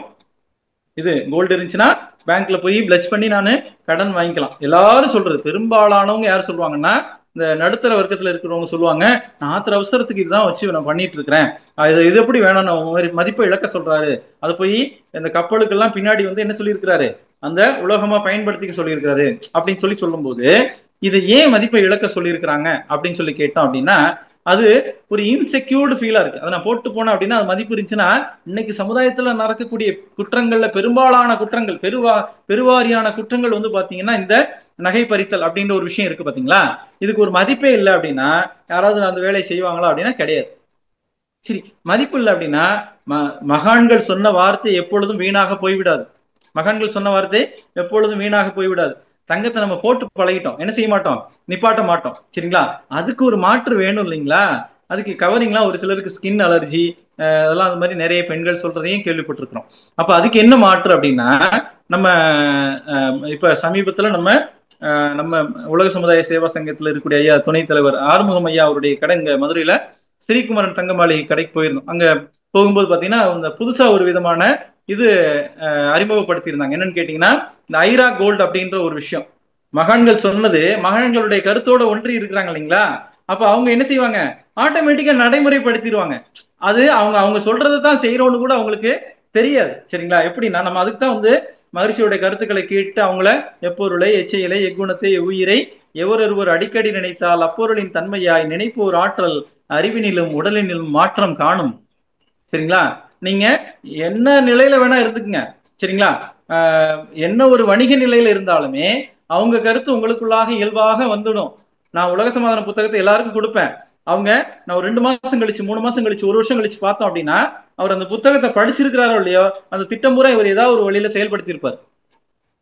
ஏதாவது ஒரு இல்ல திட்டத்தில் இருக்கிறத இவர்னால என்ன செயல்படுத்த முடியுமோ அதை செயல்படுத்தி இருப்பார். சரிங்களா? என்ன செஞ்சிருக்காங்கன்னா, இந்த ஐரா கோல்டு அப்படின்னு சொல்லிட்டு ஒரு டிவிஷன் திறந்திருக்காங்க. அதுல வந்து பாத்தீங்கன்னா ஒரு 10 பவுன் நகை எடுக்கிறோம்னு வச்சுங்களேன், 10 பவுன்ல இருக்கக்கூடிய அதே ரெண்டையும் ஒரு தங்கத்தையும் இதையும் வச்சு பார்த்தோம்னா இது ரெண்டும் ஒன்னா தான் இருக்கு. அவங்க அதே இதுல வந்து இதை வாங்கி என்ன செஞ்சுக்கலாம், மதிப்பு என்னவா இருக்குன்னா அந்த 10 பவுன் இன்னைக்கு எடுத்தோம்னா ஒரு 10 லட்ச ரூபா வருதுன்னு வச்சுங்களேன், இது எவ்வளவு இருக்கு அப்படின்னு சொல்லி கேட்டீங்கன்னா 20,000 இருக்கு, 30,000 இருக்கு. இதை வந்து அவங்க பயன்படுத்திட்டு மறுபடியும் உங்களுக்கு ரீவேல்யூஷன் என்ன இருக்குன்னா, இது அந்த சில்வர் ரேட்டுக்கு ரீவேல்யூஷன் எடுத்துக்கிறாங்க. சில்வர் ரேட்ல 90% ஆட்டோமேட்டிக்கா இனிமேல் இது நான் இன்னொரு இப்ப நீங்க நல்லா நோட் பண்ணி வச்சுக்கலாம். மகிழ்ச்சி சொன்னதுல வந்து தங்கத்தின் மதிப்பு குறைந்துரும் சொன்னாங்க இல்லைங்களா? இன்னொரு 20 வருஷம் கழிச்சு இந்த மாதிரியான மாற்று உலோகங்கள் மாற்று ஆபரணங்கள் அப்படின்றது மட்டும்தான் மக்களுடைய பயன்பாட்டுல அதிகமாக இருக்கும். இப்பவே ஓரளவுக்கு அந்த நிலையில தான் இருக்கிறாங்க. இல்லைன்னா கூட அந்த ஆபரணங்கள் மாற்று ஆபரணங்களை தான் நம்ம பயன்படுத்தக்கூடியதான் நிறைய நம்ம பார்த்திருக்கிறோம். இனிமேல் அந்த கட்டாயம் அப்படின்ற தங்கம் அப்படின்ற பர்ச்சேஸ் ஒன்று இருக்கு பாத்தீங்களா, அப்படின்றது மிக மிக மிக மிக குறைந்து இந்த இன்வெஸ்ட்மெண்டா ஒரு பார்ட்டா நம்ம பாக்குறாங்க இல்லைங்களா தங்கத்தை, அதுவுமே என்னவா மாறும் அப்படின்னு சொல்லி கேட்டீங்கன்னா கோல்டு பாண்டுன்னு சொல்றாங்க இல்லைங்களா, தங்க பத்திரம் அப்படின்ற மாதிரி வெறும் பேப்பர் மட்டும் தான் இருக்கும். உங்ககிட்ட இப்ப 10 கிராமுக்கு என்ன இருக்கு, கோல்டு உங்க பேர்ல இருக்கு. இப்ப எப்படி கோல்டு பணமா நம்ம போட்டு வச்சிருக்கிறோம் இல்லைங்களா, அது மாதிரி பேப்பர் கோல்டா மட்டும்தான் இருக்கும். அது நாளடைவுல என்னவா மாறிடும் அப்படின்னு சொல்லி கேட்டீங்கன்னா அந்த தங்கம் அப்படின்றது ஆபரணம் அப்படின்ற ஒரு நிலையிலிருந்து மாறி இன்வெஸ்ட்மெண்ட் பார்ட்டையும் வந்து உடனடியாக எடுக்க முடியாது இல்லைங்களா, அதையுமே வந்து பாண்டு அந்த மாதிரியான விஷயங்கள் நமக்கு போட்டுருவாங்க. அப்ப என்னன்னா நம்ம இந்த வாழ்க்கையில என்னென்ன விஷயங்கள் நடக்குமோ இந்த அத்தனையுமே உணர்ந்து யூகித்து அவங்க விருப்பப்பட்டெல்லாம் எழுதல. இறைநிலை என்ன உணர்த்தி இருக்கோ அதை அவங்க எழுதி வச்சிருக்கிறாங்க. அதுவும் என்ன செஞ்சிருக்கிறாங்க, நான் அந்த முழுமையாக இறைநிலை உணர்ற வரைக்கும் எதையுமே நான் குறிப்பா எழுதல, முழுமை பெற்ற பின்னாடிதான் நான் எழுதவே ஆரம்பிச்சேன் அப்படின்னு சொல்லி சொல்றாங்க மகரிஷி. இப்ப அது மாதிரி நமக்கு இந்த வாழ்க்கையில என்னென்ன விஷயங்கள் நடக்கும், அது எப்ப நடக்கும், எப்படி நடக்குன்றது முதற்கொண்டு அத்தனையுமே எங்க இருக்குன்னு கேட்டீங்கன்னா இந்த மனவளக்கலை பாடங்கள்ல இருக்கு. இந்த பாடத்தை வாழ்க்கை முறையாக நீங்கள் கேட்ட வார்த்தைகளை வாழ்க்கை முறையாக மாற்றிக்கொள்ளும் பொழுது, நீங்கள் கேட்ட வார்த்தைகளை வாழ்க்கை முறையாக மாற்றிக்கொள்ளும் போது நீங்கள் எனக்கு இது வேணும் அது வேணும்னு சொல்லி கேட்க வேண்டிய அவசியமே இல்லை. உங்களுக்கு எது வேணுமோ அதது அப்பப்ப யாராவது ஒருத்தர் மூலமாக நிறைவேறி கொண்டேதான் இருக்கும். உங்களுக்கு என்ன வேணும் அப்படின்னு கேட்கலாம் வேண்டாம். சரிங்களா? பிராக்ஷன் டிமாண்ட் டோட்டாலிட்டி சப்ளை நினைச்சாலே போதும். உங்க கிட்ட வந்து ஒருத்தர் கொடுத்துட்டு அவங்க வார்டுக்கு போயிட்டே இருப்பாங்க, சண்டை போட்டு போயிட்டு இருப்பாங்க. ஏதாவது ஒரு காரணத்தை வச்சு என்ன செய்வாங்க, உங்களுக்கு ஏதாவது ஒரு விஷயத்துக்கு வருவாங்க, அவங்க பாட்டுக்கு என்ன செய்வாங்க, செஞ்சு கொடுப்பாங்க. செஞ்சு கொடுத்துட்டு அவங்களுக்கும் உங்களுக்கு சம்பந்தம் இல்லாத மாதிரி ஒதுங்கி போயிட்டே இருப்பாங்க. சரிங்களா? இது இயல்பாக நடக்கும். நீங்க எதையுமே இறைவன்கிட்ட போய் என்ன செய்ய தேவையில்லை, போற்றவும் தேவையில்லை, தூற்றவும் தேவையில்லை, கேட்கவும் தேவையில்லை. நீங்களும் அவனும் ஒன்றாக அவன் நீ ஒன்றாய் அறிந்த இடம் அறிவு முழுமை, அது முக்தி. உங்களுக்கு தேவையானது பூரா இயல்பாக கிடைத்து கொண்டே இருக்கும். சரிங்களா? மகிழ்ச்சி இன்னொரு விஷயம் கூட சொல்லுவாங்க. எப்பவுமே மனிதன் வந்து இறைவன் வந்து பார்த்தோம் அப்படின்னா சொல்லுவாங்க, ஒரு வாசல் மூடி மறுவாசல் வைப்பான் இறைவன் கிடையாது. ஏற்கனவே உங்களுக்கான ஒரு வாசலை திறந்து வைத்து விட்டு தான் உங்களுடைய ஏற்கனவே இருக்கிற வாசலை அடைப்பான் அப்படின்னு சொல்லி சொல்றாங்க. அப்ப இவ்வளவு ஒரு சிறப்பு மிக்க இறைநிலையை உணர்வதற்கான ஒரு பயிற்சி முறை. நீங்க எனக்கு உங்களுடைய மகனுக்கோ மகளுக்கோ வேலை படிக்கணும், வேலை கிடைக்கணும், திருமணம் செய்யணும், அவங்களுக்கு குழந்தை பேர் வேணும், எதுவுமே என்ன செய்ய வேண்டியதுன்னா நீங்க கேட்டு பெற வேண்டிய அவசியமே இல்லை.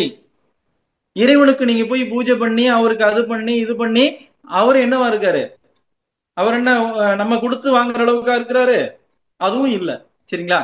நீங்கள் உங்களுடைய கடமையை தான் குடும்பம், சுற்றம், ஊர், உலகம் 5 வகை கடமைகளை முதலில் உங்களை நலமாக ஆரோக்கியமாக வைத்துக் கொள்ளுங்கள், மனதை அமைதியாக வைத்துக் கொள்ளுங்கள், உயிரை வளமாக வைத்துக் கொள்ளுங்கள். உங்களுக்கு குடும்பத்திற்கு தேவையான பொருளாதார உதவிகள், வீட்டில் நம்ம செய்யக்கூடிய சின்ன சின்ன உதவிகளை செய்து கொண்டே இருங்கள்.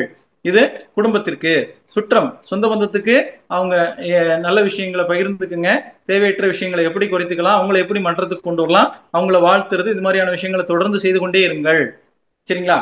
அடுத்தது ஊர் உலகத்திற்கு செய்ய வேண்டிய கடமை என்பது, நீங்கள் போய் அவர்களுக்கு பொருளாதார உதவி செய்ய வேண்டிய அவசியம் இல்லை. மன்றத்திற்கு வாருங்கள். மன்றத்திற்கு வந்து ஒரு விருப்பம் எடுத்து போட்டீங்கன்னா அது உலகத்திற்கு செய்யக்கூடிய மிகப்பெரிய தொண்டு. ஒருத்தருக்கு உடற்பயிற்சி சொல்லி கொடுத்தீங்கன்னா மிகப்பெரிய தொண்டு. மன்றத்தை கூட்டி விட்டீங்கன்னா மிகப்பெரிய தொண்டு. ஒருத்தருக்கு தீட்சை கொடுத்தீங்கன்னா மிகப்பெரிய தொண்டு. ஒரு காயகல்பம் எடுத்தீங்கன்னா உங்களுடைய பரம்பரைக்கே நீங்க செய்யக்கூடிய சேர்த்து வைக்கக்கூடிய புண்ணியம். ஒருத்தருக்கு அகத்தாய்வு பயிற்சி எடுத்தீங்கன்னா இந்த உலக மக்களுக்கு எல்லாம் செய்யக்கூடிய தொண்டு. ஒரே ஒரு நல்ல ஆசிரியரை நீங்கள் உருவாக்கி விட்டீர்களானால் இந்த உலகத்திற்கு நீங்க செய்ய வேண்டிய ஒரு மிகப்பெரிய நல்ல ஆசிரியரை அருள்நிதிக்கு அனுப்பிவிட்டேன் சார் அப்படின்றது இல்ல. அவங்க அதை உணர்ந்து அவங்க அதை உலகத்திற்கு என்ன செய்யணும்? ஓதணும், உணர்ந்து ஓதணும். அதுதான் நம்ம செய்யக்கூடிய ஒரு மிகப்பெரிய விஷயம். சரிங்களா? இதுல மாதிரி சொல்லுவாங்க இல்லைங்களா, உலக சமாதானம் கவியில 44வது கவி, பிறந்து விட்டோம் வாழ்கின்றோம், பிறந்து விட்டோம் வாழ்கின்றோம், அனுபவித்தோம் பெற்ற பலன் இன்ப துன்பம் இரண்டே யாகும், இறந்துவிடப் போகின்றோம் என்றோ ஒரு நாள், இறந்துவிடப் போகின்றோம் என்றோ ஒரு நாள், இதற்குள்ளே அமைதி பெற உலக வாழ்வை துறந்துவிட முடியாது, இதற்குள்ளே அமைதி பெற உலக வாழ்வை துறந்துவிட முடியாது. தொல்லை நீங்கி மனித இனம் சுகமாக வாழ்வதற்கு ஏற்ப, தொல்லை நீங்கி மனித இனம் சுகமாக வாழ்வதற்கு ஏற்ப சிறந்தபடி சூழ்நிலைகள் அமைக்க வேண்டும், சிறந்தபடி சூழ்நிலைகள் அமைக்க வேண்டும். சிந்தனையில் உயர்விலுள்ளோர் கடமை ஈது, சிந்தனையில் உயர்விலுள்ளோர் கடமை ஈது அப்படின்றத நமக்கு ஒரு அழுத்தம் திருத்தமாக நமக்கு அருட்தந்தை அவர்கள் உணர்த்தி இருக்கிறார்கள். அந்த வகையிலே இந்த உலகத்தோடு உலக இயல்போடு நாம் ஒட்டி வாழ்ந்தே ஆக வேண்டும். இந்த உலக இயல்போடு ஒட்டி வாழ்வதற்கு தேவையான அத்தனை இன்பங்களும் இந்த உலகத்திலே தான் நிறைந்திருக்கிறது. இந்த வாழ்க்கையை கொண்டாடுவதற்கு மனவளக்கலை பயிற்சிகளை தவிர வேறு ஒன்றும் இந்த உலகத்தில் மிகச்சிறந்ததாக இல்லை. அதை நாங்க அழுத்தம் திருத்தமா நீங்க முதல்ல வந்து ஸ்ட்ராங்கா நீங்க பிலீவ் பண்ணணும். சரிங்களா? அதை அக்செப்ட் பண்ணணும். அக்செப்ட் பண்ணி லைஃப்ல அப்ளை பண்ணணும். அந்த அப்ளிகேஷன் உங்களை என்ன செய்யும்? ஆட்டோமேட்டிக்கா ப்ரொமோட் பண்ணிக்கிட்டே இருக்கு. சரிங்களா? அந்த வகையில இந்த மனவளக்கலை பயிற்சிகளை முறையாக செய்து வாருங்கள். எந்த காரணம் கொண்டு உடற்பயிற்சி, காயகல்பத்தை, தவத்தை என்ன செய்யாதீங்க, தள்ளி போடாதீர்கள், நிறுத்தாதீர்கள். எந்த காரணத்தை கொண்டு மன்றத்திற்கு வராமல் இருக்காதீர்கள். ஒரு வாரத்துக்கு மேல, அதிகபட்சம் ஒரு மாதத்திற்கு மேல, வாரத்துல ஒரு நாளாவது சும்மாவது தவம் பண்றதுக்கு நேரம் இருக்கு இல்ல அதெல்லாம் விட்டுருங்க. ஒரு 10 நிமிஷம் போயிட்டு அந்த வழியில போனீங்கன்னா உள்ள போய் தலையை காட்டிட்டு ஐயா வாழ்க வளமுடன் சொல்லிட்டு வந்துகிட்டே இருங்க. மகிழ்ச்சி இருப்பார், யாருமே இல்லைனாலும் கூட. சரிங்களா? அவரை பார்த்து வாழ்க வளமுடன் அப்படி சொல்லிட்டு வந்துகிட்டே இருங்க. அது என்ன செய்வாரு? அடுத்த வாட்டி உங்களை வர்றதுக்கு ஒரு வாய்ப்பு உருவாக்குவார். வீட்டுல சூழலை மாத்தி கொடுப்பார். மாத்தி கொடுத்துட்டு மாசத்துல ஒரு நாளாவது போய் அங்க போய் தவத்துல உட்காந்து சத்சங்கம் ஒண்ணு நீங்க பேசுங்க இல்ல கேளுங்க. வாய்ப்பு கிடைச்சா பேசுங்க, வாய்ப்பு கிடைக்கலன்னா உட்காந்து கேளுங்க. இதை நீங்க தொடர்ந்து செய்ய செய்ய செய்ய செய்ய உங்களுடைய கர்மையம் தூய்மையாகிக் கொண்டே இருக்கும். உங்களுடைய கர்மையம் தூய்மையாக ஆக ஆக இந்த வாழ்க்கை என்பது துன்ப இன்பம் இரண்டையும் கடந்து, சரி மாதிரி சொல்லுவாங்க இல்லைங்களா, இன்ப துன்பம் இவ்விரண்டும் எங்கிருந்து வருகின்றது என்று ஆராய்ந்தேன். சரிங்களா? இன்பத்தின் அளவு முறை மீறும்போது ஏற்படும் ஒரு பொருத்தமிழா உணர்ச்சி தான் துன்பமாகி இவை இரண்டும் அறிவின் உணர்ச்சி தான் சொல்லியிருக்கிறாங்க. இன்பமும் துன்பமும் அறிவோட உணர்ச்சி தான். நீங்க அறிவு நிலைக்கு போயாட்டீங்கன்னா இந்த உணர்ச்சி உங்களை எதுவும் துன்பப்படுத்தாது. அப்ப துன்பத்தை கடந்தால் இன்பம், அதை கடந்தால் அமைதி, அதை கடந்தால் பேரின்பம். அந்த பேரின்ப நிலையை அடைவதற்கு இந்த நம்ம அருட்தந்தை அவர்கள் வகுத்து கொடுத்த மனவளக்கலை பயிற்சிகள் மிக மிக மிக மிக மிக மிக உதவிகரமாக இருக்கும் அப்படின்றத நம்ம இறையின் நினைவோடு குருவின் அருளோடு இந்த நேரத்தில் நினைவுபடுத்திக் கொள்கிறோம். வாழ்க வளமுடன், வாழ்க வளமுடன், வாழ்க வளமுடன். வாய்ப்பு கொடுத்த அனைவருக்கும் நன்றி. வாழ்க. தற்போது ஐயா அவர்களோடு கேள்வி பதில் நிகழ்ச்சியில் இணைவோம். கேள்வி கேட்க விரும்பும் அன்பர்கள் கை சின்னத்தை உயர்த்தும் போது அவர்களுக்கான வாய்ப்பு வழங்கப்படும் என்பதை அன்போடு தெரிவித்துக் கொள்கின்றோம். வாழ்க வளமுடன். முதலாவது நண்பராக பழவந்தாங்கலிலிருந்து ராஜாராமன் ஐயா. வாழ்க வளமுடன் ஐயா. ஐயா வாழ்க வளமுடன். வாழ்க வளமுடன். ராஜாராமன், சென்னை பழம் நகர்ந்து பேசுறேன் ஐயா. வாழ்க வளமுடன். நல்ல அருமையான சிந்தனை உரை கொடுத்தீங்க. உலக சமாதானத்தை பத்தி என்ன வேண்டும் உங்களுக்கு தலைப்புல மகர்ஷிய கருத்துக்களை புட்டு புட்டா வச்சு அருமையா சொன்னீங்க. ஆனா எனக்கு அவங்க உரையை 50 நிமிஷம் கேட்டேன். ஆனா என்ன கேள்வி கேட்கணும்னு எனக்கு கொஞ்சம் குழப்பமா இருக்கு. நான் சொல்ல வேண்டிய சொல்லிடுறேன். அதை கேள்வியா நீங்க மாத்தீங்க தயவுசெய்து. சொல்லுங்க. தப்பா நினைக்காதீங்க. அதாவது உலக சமாதானம் தான் மகரிஷியனுடைய கருத்து. அதை தனி மனிதன்லேருந்து ஆரம்பிக்கணும். மகரிஷிய பயிற்சிகள்லாம் கொடுத்துருக்காரு. இப்போ உலகத்துல 700 கோடி மக்களும் உலக சமாதானம் ஆகணும் அப்படிங்கிற நிறைவேற ஆயிடுச்சுன்னா சமாதானம் கிட்டுமா? ஆனா அதை யார் இம்ப்ளிமெண்ட் பண்றது? தனி மனிதன் இம்ப்ளிமெண்ட் பண்ண முடியுமா? அதுக்குன்னு 192 நாடுகள் கொண்ட ஐநா சபை இருக்கு. அங்க 5 தேசங்களுக்கு மட்டும் ரத்து உரிமை இருக்கு. சமாதானம் ஒண்ணுன்னு கொண்டு வந்தாக்கா 5 உறுப்பினர்ல ஒருத்தரை ரத்து வச்சு அதை நீக்கிட்டா என்ன பண்றது? சமாதானம் கிடைக்குமா? இது எப்படி சாத்தியமே? அது இந்த கேள்வி நீங்க கேட்க தெரியல எனக்கு. நீங்களா கேள்வியா கேட்டு பதில் சொல்லுங்க எனக்கு. Okay okay. உங்களுடைய கேள்வியை சுருக்கமான சொல்றதா இருந்தா என்ன சொல்லாங்க? உலக சமாதானம் சாத்தியமா அப்படின்றது ஒரு கேள்விங்க. ஆமாயா. உலக சமாதானம் சாத்தியமா அப்படின்னு ஒரே வார்த்தையில கேட்டலாம். ஒரே சுருக்கமா கேட்கறதா இருந்தா உலக சமாதானம் சாத்தியமான்ற ஒரு கேள்வி பார்த்தோம் அப்படின்னா சாதாரண நிலையில நமக்கு தோன்றுவது இயல்பு. நம்ம சாதாரணமா நமக்கு சாதாரண ஒரு மனிதனா யோசிச்சோம் அப்படின்னா நம்ம இயல்பா வீட்டுல 2 பேர் இருந்தாலே ஒருத்தருக்கு ஒருத்தர் சமாதானமா இருக்கிறது கஷ்டமா இருக்கு. ஆமா ஆமா. பக்கத்து வீட்டுல இன்னும் சமாதானம் நமக்கு அதோட கஷ்டமா இருக்கு. இது மாதிரி இருக்கும்போது உலகம் முழுக்க இருக்கக்கூடிய மக்கள் சமாதானத்தோடு வாழ்வது சாத்தியமா அப்படின்ற ஒரு கேள்வி வரும்போது அதுக்கு கொடுக்கக்கூடிய திட்டங்கள் தான் பார்த்தோம் அப்படின்னா இந்த பயிற்சி முறைகள். ஓ குட், வெரி குட். சரிங்களா? பயிற்சி முறைகளை கடைபிடிக்காம திட்டங்கள் சாத்தியம் இல்லை. உடற்பயிற்சி, காயகல்பம், தியானம் இதை ரெகுலரா செஞ்சுட்டு வந்துட்டே இருந்தோம்னா தனி மனிதனுடைய தேவைகள் அப்படின்னு சொல்லக்கூடியது இயல்பாக குறைந்து விடுகிறது. சரிங்களா? ஏன்னா தேவை பாத்தீங்களா, தேவைக்கு மிகுதியாக ஒருத்தர்கிட்ட போய் சேரும் போதுதான் அது தனி உடைமை பற்றுன்ற இடத்துக்கு வருது. சரியா? தேவை இயல்பாக குறையும் போது அவன் அந்த தனி மனிதன் கூடுதலாக தேவைக்கு மிகுதியாக சேர்க்கணும்னு விரும்ப மாட்டாரு. அப்ப தேவைக்கு மிகுதியாக இருக்கிறத சமுதாயத்துக்கு கொடுக்கணும்ன்ற இயல்பான எண்ணம், எந்த ஒரு அழுத்தமும் இல்லாம கேட்காம அவராக கொடுக்கக்கூடிய நிலைக்கு அவர் வந்துருவார். உடல் ஆற்றலா இருக்கலாம், அறிவாற்றலா இருக்கலாம், இல்ல பொருளாக இருக்கலாம். அப்படி அந்த உடல் ஆற்றலையும் அறிவாற்றலையும் பொருள் ஆற்றலையும் சமுதாயத்துக்கு இயல்பாக கொடுக்கக்கூடிய எண்ணிக்கை இயல்பாக கூடும் போது அது உலக சமாதானத்திற்கான படிநிலைகளாக அமையும். ஏன்னா ஒரு தனி மனிதன் தான் ஒரு நாட்டோட தலைவரா இருக்கிறார். ஒரு தனி மனிதன் தான் ஒரு நாட்டுக்கு தலைவரா இருக்கிறாரு. அவர் ஒரு மன நிறைவா எனக்கு போதும், எனக்கு இதுக்கு மேல ஒண்ணு வேணாம், நான் 2 இட்லிக்கு மேல சாப்பிட முடியல, எனக்கு 100 சதுரடிக்கு மேல நான் படுத்து தூங்கி எந்திரிக்க முடியாது, அதுக்கு மேல எனக்கு இடம் வேண்டாம். இதெல்லாம் அந்த உலக சமாதான புத்தகத்தை முழுமையாக திரும்ப திரும்ப படிக்கும் போது இதெல்லாம் ரொம்ப சாதாரண விஷயம். எப்ப படிக்கணும்னா பயிற்சியும் செய்யணும், இந்த உலக சமாதான புத்தகத்தையும் படிக்கணும். பயிற்சியிலையும் எந்த ஒரு சந்தேகமும் இருக்கக்கூடாது, இந்த கேள்வியும் எந்த ஒரு சந்தேகமும் வராது. அது பாட்டுக்கு நடைமுறையில வந்துகிட்டே இருக்கும். நடைமுறையில வந்துரும். நல்லா சொன்னீங்க. உலக சமாதானம் நடைமுறையில இயல்பா வந்துரும். சரிங்க. இன்னொரு வினா இருக்கு, நான் கேட்டுறேன். சொல்லுங்க. இப்ப மகரிஷியின் எழுதுற எல்லாமே நேர்மறை எண்ணங்களா தான் அவர் வாழ்கிறோம்னு சொல்றாரு அவரு. நான் என்ன நினைக்கிறேன்னா ஐநா சபையில இந்த ரத்து அதிகாரம் இருக்க, ரத்து அதிகாரம் ரத்தாக வேண்டும் வேண்டினா நடக்குமா? இல்ல, நமக்கு உலக சமாதானம் வரணும் அப்படின்றது மட்டும் நினைச்சாலே போதுங்க. அந்த வீட்டோ பவர் அப்படின்றது ரத்து ஆகணும்ன்றது அவருடைய விருப்பம். அதாவது அது விருப்பம்னு சொல்லக்கூடியது என்னன்னா நடைமுறை திட்டம், அது பேரு. அது நடைமுறை திட்டம். சரிங்க. வீட்டோ பவர் ரத்து பண்ணாதான் இது உலக சமாதானம் வரும்ன்றது அவருடைய திட்டம். அது நீங்க நினைக்கிறது என்ன நினைக்கணும்னா உலக மக்கள் அனைவரும் ஓருலக கூட்டாட்சி, ஓருலக கூட்டாட்சின்னு சொல்லியிருக்காங்க. ஆமா ஆமா ஆமா சொன்னார். ஓருலக கூட்டாட்சிக்குள்ளேயே வீட்டை போறாங்க, ஆட்டோமேட்டிக்கா ரத்த ஆயிருது. நல்லா இப்பதான் புரியுது. ஓருலக கூட்டாட்சி வலுவாய் வேண்டும் அப்படின்னு சொல்றோம் இல்லைங்களா? தினசரி நம்ம ஒவ்வொரு நிகழ்வு நிறைவுலையும் ஓருலக கூட்டாட்சின்ற வார்த்தைகளுக்குள்ளாகவே வீட்டோ பவர் ஆட்டோமேட்டிக்கா ரத்து ஆயிருது. ஆமா ஐயா, கரெக்டா சொன்னீங்க வாழ்க்கை வரும். ஐயா. நான் சொல்ல வேண்டிய நீங்க சொல்லிட்டேன், நீங்க புரிஞ்சுக்கிட்டு பதில் கொடுத்தீங்க. நன்றியா. வாழ்க வளம். வளமுடன். என்ன வேண்டும் உங்களுக்குங்கிறதுல இன்னைக்கு ராஜாராமன் ஐயாக்கு கேள்விதான் வேணும்னு இருந்திருக்கு. அந்த கேள்வியை நீங்களே சொல்லி பதிலும் சொல்லிட்டீங்க. ரொம்ப சிறப்புங்க ஐயா, அருமையான விளக்கம். நன்றி. அடுத்த அன்பராக ஸ்ரீலங்காவிலிருந்து சிவசைலம் அம்மா அவர்கள். வாழ்க வளமுடன் அம்மா.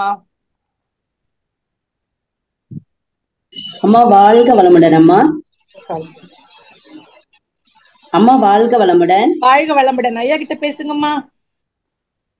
ஐயா, நான் ஸ்ரீலங்கால இருந்து சிவசக்தி பேசுறேங்க ஐயா. வாழ்க வளமுடன். ஐயா, உங்களோட சிந்தனைகள் வந்துங்க ஐயா மிக சிறப்பா இருந்துச்சுங்க ஐயா. நான் ஒரு விஷயம் என்னன்னு கேட்டாங்க ஐயா, அதாவது நம்மளோட எல்லா ஆற்றல் பேராற்றல் நம்ம கிட்ட நிரம்பி இருக்குன்னு சொல்றீங்க ஐயா. அது சில விஷயங்கள் வரக்குள்ள அந்த குறுகிய மனநிலைக்கு வருது தானே ஐயா, ஏதாவது ஒரு விஷயங்கள் செய்யக்குள்ள. இப்ப நான் என்ன கேட்க வரேன் ஐயா, நம்ம மனவளக்கலைக்கு வந்துட்டோம். வந்த பிறகு நிறைய விஷயங்களை கத்துக்கிட்டு நாங்க கொஞ்சம் பொறுமையா போறோம். எல்லா விஷயங்களுமே வாழ்க வளமுடன் சொல்லிட்டு போறோங்க ஐயா. ஆனா நம்ம சார்ந்தவங்க ஐயா நம்மள காயப்படுத்திக்கிட்டே இருக்காங்க. அந்த நேரம் நாங்க யோசிக்கிறோம், என்னத்துக்கு அவங்கள காயப்படுத்தணும், அப்ப நாங்க கொஞ்சம் பொறுமையா இருப்போம், அமைதியா இருப்போம் அப்படிங்கிறது குறுகிய மனப்பான்மையா. குறுகிய மனப்பான்மையாங்க ஐயா. அதாவது அவங்க நம்மள காயப்படுத்துறாங்க, திரும்ப அவங்கள நம்ம காயப்படுத்துறதுக்கு நமக்கு மனசு இல்ல, அப்ப நாங்க கொஞ்சம் பொறுமையா போவோம் அப்படின்னு நினைக்கிறது குறுகிய மனப்பான்மைங்க ஐயா. இல்ல, அது அறிவில் உயர்ந்த நிலைங்கம்மா. சரிங்க. நீங்க அதாவது ஒருத்தர் நம்மளை காயப்படுத்தும் போதும் நாம பிறர் துன்பப்படக்கூடாது, அவங்கள காயப்படுத்தக்கூடாதுன்னு நாம நினைக்கிறோம் அப்படின்னா, சரிங்க, அது ஒரு மகானின் மனநிலை, ஒரு ஞானியின் மனநிலை. சரிங்க. அந்த இடத்துல பாத்தீங்கன்னா நீங்க அந்த உயிருக்குள்ளாகவும் இறைவன் தான் இருக்கிறான், அந்த இறைவன் தான் என்னை சோதனை செய்கிறான், நான் அடுத்த நிலையில் உயர்வதற்கு தகுதி பெற்றவனா என்று அந்த உயிருக்குள்ளாக இருந்து இறைவன் என்னை சோதனை செய்கிறான். இந்த நேரத்தில் நான் பொறுமையை கடைபிடித்து எனது உடலுக்கும் உயிருக்கும் மனதுக்கும், அதே போல அந்த உடலுக்குள்ளாக உயிருக்குள்ளாக மனதிற்குள்ளாக இருக்கக்கூடிய இறைநிலைக்கும் நான் துன்பம் கொடுக்க கூடாது, நான் பொறுமையா இருந்தேன் அப்படின்னா அது இறை உணர்வு பெற்ற மனநிலைன்னு சொல்லலாம். சரிங்க சரிங்க ஐயா. இன்னொரு விஷயங்க ஐயா. ஐயா, பேராசிரியருக்கு படிக்க சொல்றாங்க ஐயா. அருள்நிதி வரைக்கும் போயிட்டோம், பேராசிரியருக்கு படிக்க சொல்றாங்க ஐயா. அது படிக்கிறேன்னா நிறைய படிக்கணுங்க ஐயா. நிறைய விஷயம் தெரிஞ்சுக்கணும் தானேங்க ஐயா. நிறைய படிக்க வேண்டாங்க, நிறைய பயிற்சி பண்ணா போதுங்க. உடற்பயிற்சி, காயகல்பம், தியானம் பண்ணாலே போதுங்க. சரிங்க, அது செய்தா போதுங்க. அதை ரெகுலரா பண்ணிட்டு அதுல உங்களுக்கு கிடைக்கக்கூடிய அனுபவத்தை மத்தவங்கள்ட்ட சொன்னாலே நீங்க பேராசிரியர். சரிங்க சரிங்க. புத்தகத்தை படிச்சு பேசணும்னா நம்ம சாதாரண பள்ளி ஆசிரியர். ஆமா ஐயா.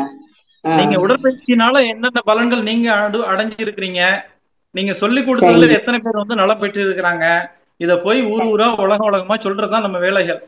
அதே மாதிரி காயகல்பத்தை கத்துக் கொடுத்து எத்தனை பேர் நலம் பெற்று இருக்கிறாங்க, எத்தனை பேருக்கு அந்த இல்லற வாழ்வு சிறப்பா இருக்கு, குழந்தை பேரு சிறப்பா இருக்கு அப்படின்றத நம்ம ஊர் உலகத்துல இருக்கவங்களுக்கு எல்லாம் சொல்ல வேண்டியது நம்ம கடமை. தியானம் பண்ணி எத்தனை பேர் அறிவுல உயர்வு பெற்று இருக்கிறாங்க அப்படின்றத நாம அனுபவிக்கணும், மத்தவங்க அனுபவத்தை பார்க்கணும், அதை போய் பகிரணும். இதுதான் பேராசிரியர்களுடைய கடமை, பொறுப்பும் கடமை. சரிங்க, ரொம்ப சிறப்பா இருந்துச்சுங்க ஐயா உங்களுடைய விஷயங்க. ரொம்ப நன்றிங்க ஐயா. அம்மா வாழ்க வளமுடன். ஐயா வாழ்க வளமுடன். வாழ்க வளமுடன். நன்றி அம்மா, வாழ்க வளமுடன். அடுத்த அன்பராக உமையால் அம்மா. வாழ்க வளமுடன் அம்மா. அம்மா வாழ்க வளமுடன். வாழ்க்கை நன்றிமா. ஐயா வாழ்க வளமுடன். ஐயா வாழ்க வளமுடன். ஐயா, நீங்க சொன்னீங்கல்லங்க ஐயா, உலக சமாதானம் வந்த பிறகு மக்கள் 2 மணி நேரம் உழைத்தாலே போதும் அப்படின்னு சொன்னது புது தகவலா இருந்ததுங்க ஐயா. உலக சமாதானத்தை படிங்கன்னு சொல்லிக்கிட்டே இருக்கிறேன். ஒவ்வொரு நிகழ்வுலையும், ஒவ்வொரு மன்றங்கள்லயும் சரி, எந்த ஊருக்கு போனாலும் சரி, நீங்க உலக சமாதானம், நீங்க மனவளக்கலை அன்பரா இருந்தா உலக சமாதான புத்தகத்தை வாங்கிடணும், வாங்கிட்டா படிக்கணும், படிச்சுட்டா திரும்ப திரும்ப படிக்கணும். போட்டிருக்காங்க, அது நான் சொல்லல, இது மகிழ்ச்சி போட்டிருக்காங்க, அதை படிங்க. சரிங்கய்யா, சரிங்க, சிறப்புங்கய்யா. நன்றிங்கய்யா, மகிழ்ச்சிங்க. வாழ்க வளமுடன் அம்மா. நன்றிங்கம்மா, வாழ்க வளமுடன். நன்றி நன்றி, வாழ்க வளமுடன். இன்னைக்கே வாங்கிடுங்கம்மா உலக சமாதானம் புஸ்தகம், மன்றத்துக்கு போய். வாழ்க வளமுடன். ஐயா வந்து அவங்க பேர்லயே உலக சமாதானம் தான் வச்சிருக்காங்க. அவங்க வரதே அப்படிதான் வராங்க. வாழ்க வளமுடன். கவிதா கோவிந்தராஜன் அம்மா, வாழ்க வளமுடன் அம்மா. காஞ்சிபுரத்துல இருந்து கவிதா அம்மா, நீங்க பேசலாம். மைக் ஒரு முறை டச் பண்ணுங்கம்மா. அம்மா வாழ்க வளமுடன் அம்மா. ஐயா வாழ்க வளமுடன். முதல்ல வாழ்க சொன்னீங்க ஐயா மகன் நானே வருவேன்னு சொன்னீங்கல்ல, அது யாருங்க ஐயா நானே வருவேன்? அது இல்ல, அதாவது சொல்லப்பட்டது வந்து பாத்தீங்கன்னா கீதையில கண்ணன் சொன்னதாக இந்த தகவல் சொல்லியிருக்கிறாங்கம்மா. எந்தெந்த நேரத்துல வந்து உலக மக்களுக்கு தேவையோ அந்த நேரத்துல நானே தோன்றி வருவேன்னு சொல்லிட்டு கண்ணன் கிருஷ்ணர் சொன்னதாக நமக்கு அந்த கீதையில சொல்லப்பட்டிருக்குங்கம்மா. ஆமா. அதனால அந்தந்த காலகட்டங்கள்ல வந்து மகான்கள் வந்து வேற வேற உருவத்துல தோன்றி இருக்கிறாங்க. அது இறைநிலை தான். சரிங்களா? அது போல இந்த காலகட்டத்துக்கு ஏத்த மாதிரி சொல்றதுக்கு நமக்கு மகிழ்ச்சி வந்திருக்கிறாங்க. ஆனா முதல்ல அம்மா சொன்ன மாதிரி பொருள் இல்லைன்னா இந்த உலகத்துல மதிப்பே இல்லை. இப்போ இந்த இப்ப இருக்கிற காலகட்டத்துல பொருள் தான் எல்லாருமே எதிர்பார்க்கறாங்க. பொருள் வேணுங்கம்மா. பொருள் எதுக்கு வேணும்னு யோசனை பண்ணிக்கோங்க. அதான் தேவைக்கு இல்லாம ஆசைப்படுறாங்கல்ல. பொருள் இருந்தாதான் மதிப்பே இப்போ. இல்ல, அவங்கள விட்டுருங்க. அது வந்து பொய்யான மதிப்பு. சரிங்களா? இப்ப வந்து உங்ககிட்ட பொருள் இருக்கு அதனால உங்களை மதிக்கிறாங்க அப்படின்னா அது உங்களுக்கான மதிப்பா பொருளுக்கான மதிப்பா? பொருளுக்கு. அந்த மதிப்பு உங்களுக்கு வேணுமா? வேண்டாம். அப்புறம் நம்ம அதை பத்தி கவலைப்படணும். அதான் உங்களுக்கு நான் சுரேந்திரன் நல்லவர் அப்படின்னு சொல்றாங்க அப்படின்னா, நான் வந்து ஒருத்தருக்கு ஒரு நல்ல விஷயம் செஞ்சிருக்கிறேன் அதனால என்னை நல்லவர்னு சொல்றாங்கன்னா அந்த மதிப்பு எனக்கு ஓகே. அந்த புகழ் வேணும் எனக்கு. சரிங்களா? நான் வந்து என்கிட்ட வந்து 10 கோடி ரூபாய் பணம் இருக்கு, அந்த 10 கோடி ரூபாய் நான் ஒருத்தர் கொடுத்திருக்கிறேன் அப்படின்னு என்னை புகழ்ந்தாங்கன்னா அது எனக்கான புகழ் அல்ல, அந்த பொருளை கொடுத்ததுக்கான புகழ். அதனால அந்த புகழ் வந்து என்னைய மட்டுமே சேருமானா சேராது. ஏன்னா அந்த பொருளாதாரம் அந்த பணம் வந்து சமுதாயத்தோட உழைப்பு தான் என்கிட்ட வந்திருக்கு. அதன் மூலமாக உங்களுக்கு கிடைக்கிற புகழ் வந்து பாத்தீங்கன்னா உங்களுக்கு மட்டுமல்ல, இந்த உலக மக்கள் அந்த பொருளாதாரத்தை உழைத்து அதுக்கு காரணமான அத்தனை பேருக்கு அந்த புகழ் போய் சேரும். சரிங்களா? ஆனா நீங்க ஒருத்தவங்களுக்கு ஒரு மன்றத்துல போய் ஒருத்தருக்கு தண்ணி எடுத்து கொடுக்குறீங்க, அந்த புகழ் அதனுடைய பலன் அப்படின்னு சொல்லக்கூடியது நம்ம மரிசி சொல்றதுல சொன்னோம்னா அந்த புண்ணியன்றது 10 கோடி ரூபாய் நீங்க கொடுத்தீங்கன்னா அந்த 10 கோடி ரூபாயை சம்பாதிக்கிறதுக்கு உங்க ஃபேக்டரியில உங்க கடையில உங்க இதுல வேலை பார்க்குற அத்தனை பேருடைய உழைப்புக்கும் அந்த அதன் மூலமா தான் பொருளாதாரம் உங்களுக்கு வந்திருக்கு. அதனால அந்த 10 கோடி ரூபாய் கொடுத்து உங்களை ஒருத்தவங்க வாழ்க வரமுடன் வாழ்த்துறாங்கன்னா அந்த புண்ணியம் வந்து உங்களுக்கும் சேரும், உங்க கடையில வேலை பார்த்தவங்க உங்களுக்கு கீழே வேலை பார்க்குற ஆயிரக்கணக்கான பேருக்கு சேரும். ஆனா நீங்க ஒருத்தருக்கு ஒரு டம்ளர் தண்ணி எடுத்து கொடுத்தீங்கன்னா மன்றத்துல அதனுடைய முழு பலன் உங்களை சேரும். சரிங்களா? இப்ப பொருள் முக்கியமா இல்ல நம்ம செயல் முக்கியமா? நம்ம செயல் தான் முக்கியம். உடற்பயிற்சி சொல்லி கொடுத்தனா அதனுடைய புண்ணியம் உங்களுக்கு மட்டும். மகிழ்ச்சிக்கு சேரும், மகிழ்ச்சி உங்களுக்குள்ளதான் இருக்கிறாரு. ஆமா. அதே மாதிரி காயந்தல்பம் சொல்லி கொடுத்தாலோ தியானம் சொல்லி கொடுத்தா தீட்சை கொடுத்தாலோ அந்த புண்ணியம் வந்து உங்களுக்கும் மகிழ்ச்சிக்கும் போய் சேரும். அந்த மகிழ்ச்சி உங்களுக்குள்ள இருந்து உங்களை கரெக்டா என்ன செய்வாரு, ஓகே நம்ம சொல்ற வேலையை இவன் கரெக்டா செய்யறான் அப்படின்னு சொல்லிட்டு என்ன செய்வாரு, அடுத்த இடத்துக்கு தரத்தினில் உயர்த்தி பிறவி பயனை நல்க செய்வார். நன்றிங்க. தப்பாது குரு உயர்வு. குரு உயர்வுன்னு சொல்லக்கூடியது என்னன்னா அவர் சொல்லி கொடுத்த பயிற்சியை சொல்லி கொடுக்கறது. நீங்க பணத்தை கொடுக்கறது மட்டும் இல்ல, பணத்தினால உங்களை யாராவது மதிக்கிறாங்கன்னா அந்த மதிப்பு என்பது பொய்யான மதிப்பு. அது உங்களுக்கான மதிப்பு அல்ல, அந்த பொருளுக்கான மதிப்பு. சரிங்களா? ஒரு ரூம்ல வந்து ஒரு 10 கோடி ரூபாய் பணத்தை வைங்க, ஒரு ரூம்ல போய் நீங்க சரிங்களா? உங்களை யாராவது தேடி வந்தாங்கன்னா உண்மையான மதிப்பு உங்களுக்கானது. அந்த ரூமுக்கு போயிட்டாங்க அப்படின்னா அந்த பொருளுக்கானதான் மதிப்பு. சரிங்களா? உங்களுக்கு மதிப்பு வேணுமா பொருளுக்கு மதிப்பு வேணும் நீங்க பாத்துக்கணும். நன்றிங்க. வாழ்க வளமுடன் ஐயா. வாழ்க வளமுடன் அம்மா. வாழ்க வளமுடன். நன்றி நன்றி. அடுத்த அன்பராக செவ்வேல் ஐயா, வாழ்க வளமுடன். வாழ்க வளமுடன் அம்மா. வாய்ப்பு கொடுத்ததுக்கு மிக்க மகிழ்ச்சி அம்மா. வாழ்க வளமுடன் ஐயா. ரொம்ப சிறப்பா சொன்னீங்க. நீங்க சொல்றீங்க இந்த உலக சமாதானம்ன்றது நம்ம இப்ப நடைமுறைக்கு நீங்க பாத்தீங்கன்னா நாங்க ஒரு கோயிலோ சாதி மதம் பேதம்னு சொல்றோம். ஒரு கிராமத்துல கூட இப்ப எடுத்துட்டாங்களே அந்த சாதி வெறிகள் பயங்கரமா நீங்க நினைக்கிற கூடாத அளவுக்கு நடக்குது. ஒரு கோயில்ல கூட நீங்க எடுத்துங்க, அந்த பக்தி மார்க்கத்துல பக்தி மார்க்கம் மகரிஷி அவசியம்தான் சொல்றாரு. இருந்தாலும் அந்த கூட்ட நெரிசல்கள்லாம் பாத்தீங்கன்னா அது நடக்க முடியாத அளவுக்கு. அது இல்லாத சில அந்த கோயில்கள்ல பாத்தீங்கன்னா நரபலி அந்த இதெல்லாம் கொடுக்கக்குள்ள அந்த உயிரினங்கள் நம்ம மகரிஷிக்குள்ள நம்ம நம்மளுடைய அதுவே அந்த மனவள கலையிலேயே அன்பர்கள் வர்றது நம்ம சொல்ல அந்த பாவனைகள்னால நம்ம எத்தனை பேரை மகரிஷி எதுக்குமே கவலைப்படாத எத்தனை பேர் வேணுமோ கூப்பிடு, வரவங்க வரட்டும், அவங்க பாவனைகள் இருந்தா அவங்க கத்துக்குவாங்க, இப்போ போவாங்க. நீங்க சொன்னீங்க ஒவ்வொரு இதுவும் நம்மள உயர்த்திக்கலான்னு சொன்னீங்க. ஆனா மகரிஷி ஐயா என்ன சொன்னாங்க, அந்த 50 ஆண்டுகள் இன்னும் ஒரு 10 ஆண்டுகள் இருக்கு அந்த உலக சமாதானம் வர்றதுக்கு அந்த மகரிஷி கொடுத்த தேதியோட நம்மளுக்கு அது நிறைவேறதுக்கு வாய்ப்புகள் அதிகம் இருக்குது ஐயா. வாழ்க வளமுடன் ஐயா. எந்த ஊர்ல பேசுறீங்க ஐயா? குவைத்துல இருந்து பேசுறேங்க ஐயா. குவைத். ஓகேங்க. இப்ப பொதுவா பார்த்தோம் அப்படின்னா மகரிஷி சொல்லி இருக்கிறது 150 ஆண்டுகள் சொல்லியிருக்காங்க ஐயா. 1985ல அவங்க அதை டிக்ளேர் பண்ணி சொல்றாங்க. ஜனவரி 1 1985ல இருந்து கணக்கெடுத்துக்குங்க. 50 ஆண்டுகள்ல இந்த உலகத்துல இருக்கக்கூடிய எல்லோரும் இந்த திட்டத்தை சரின்னு முதல்ல ஏத்துக்குருவாங்க. அதுக்கப்புறம் நடைமுறை வர்றதுக்கு இன்னொரு 100 ஆண்டுகள் ஆகும். கிட்டத்தட்ட 2135ல பாத்தீங்கன்னா உலக சமாதானம் அப்படின்றது முழுமையான நடைமுறையில இருக்கும். சரிங்க. இது ஒரு அந்த கால நிர்ணயம்னு வச்சுக்கலாம். இப்ப நீங்க கேட்ட கேள்வி எல்லோரும் பார்த்தோம் அப்படின்னா இந்த ஜாதி மதம் அப்படின்ற ஒரு குறுகிய வட்டத்துல இருக்கிறாங்க அப்படின்னு நீங்க சொல்றீங்க. அதுல இருந்து மீண்டு வர்றதுக்கான சாத்தியமா அப்படின்ற ஒரு கேள்வியை சொல்லியிருக்கிறீங்க.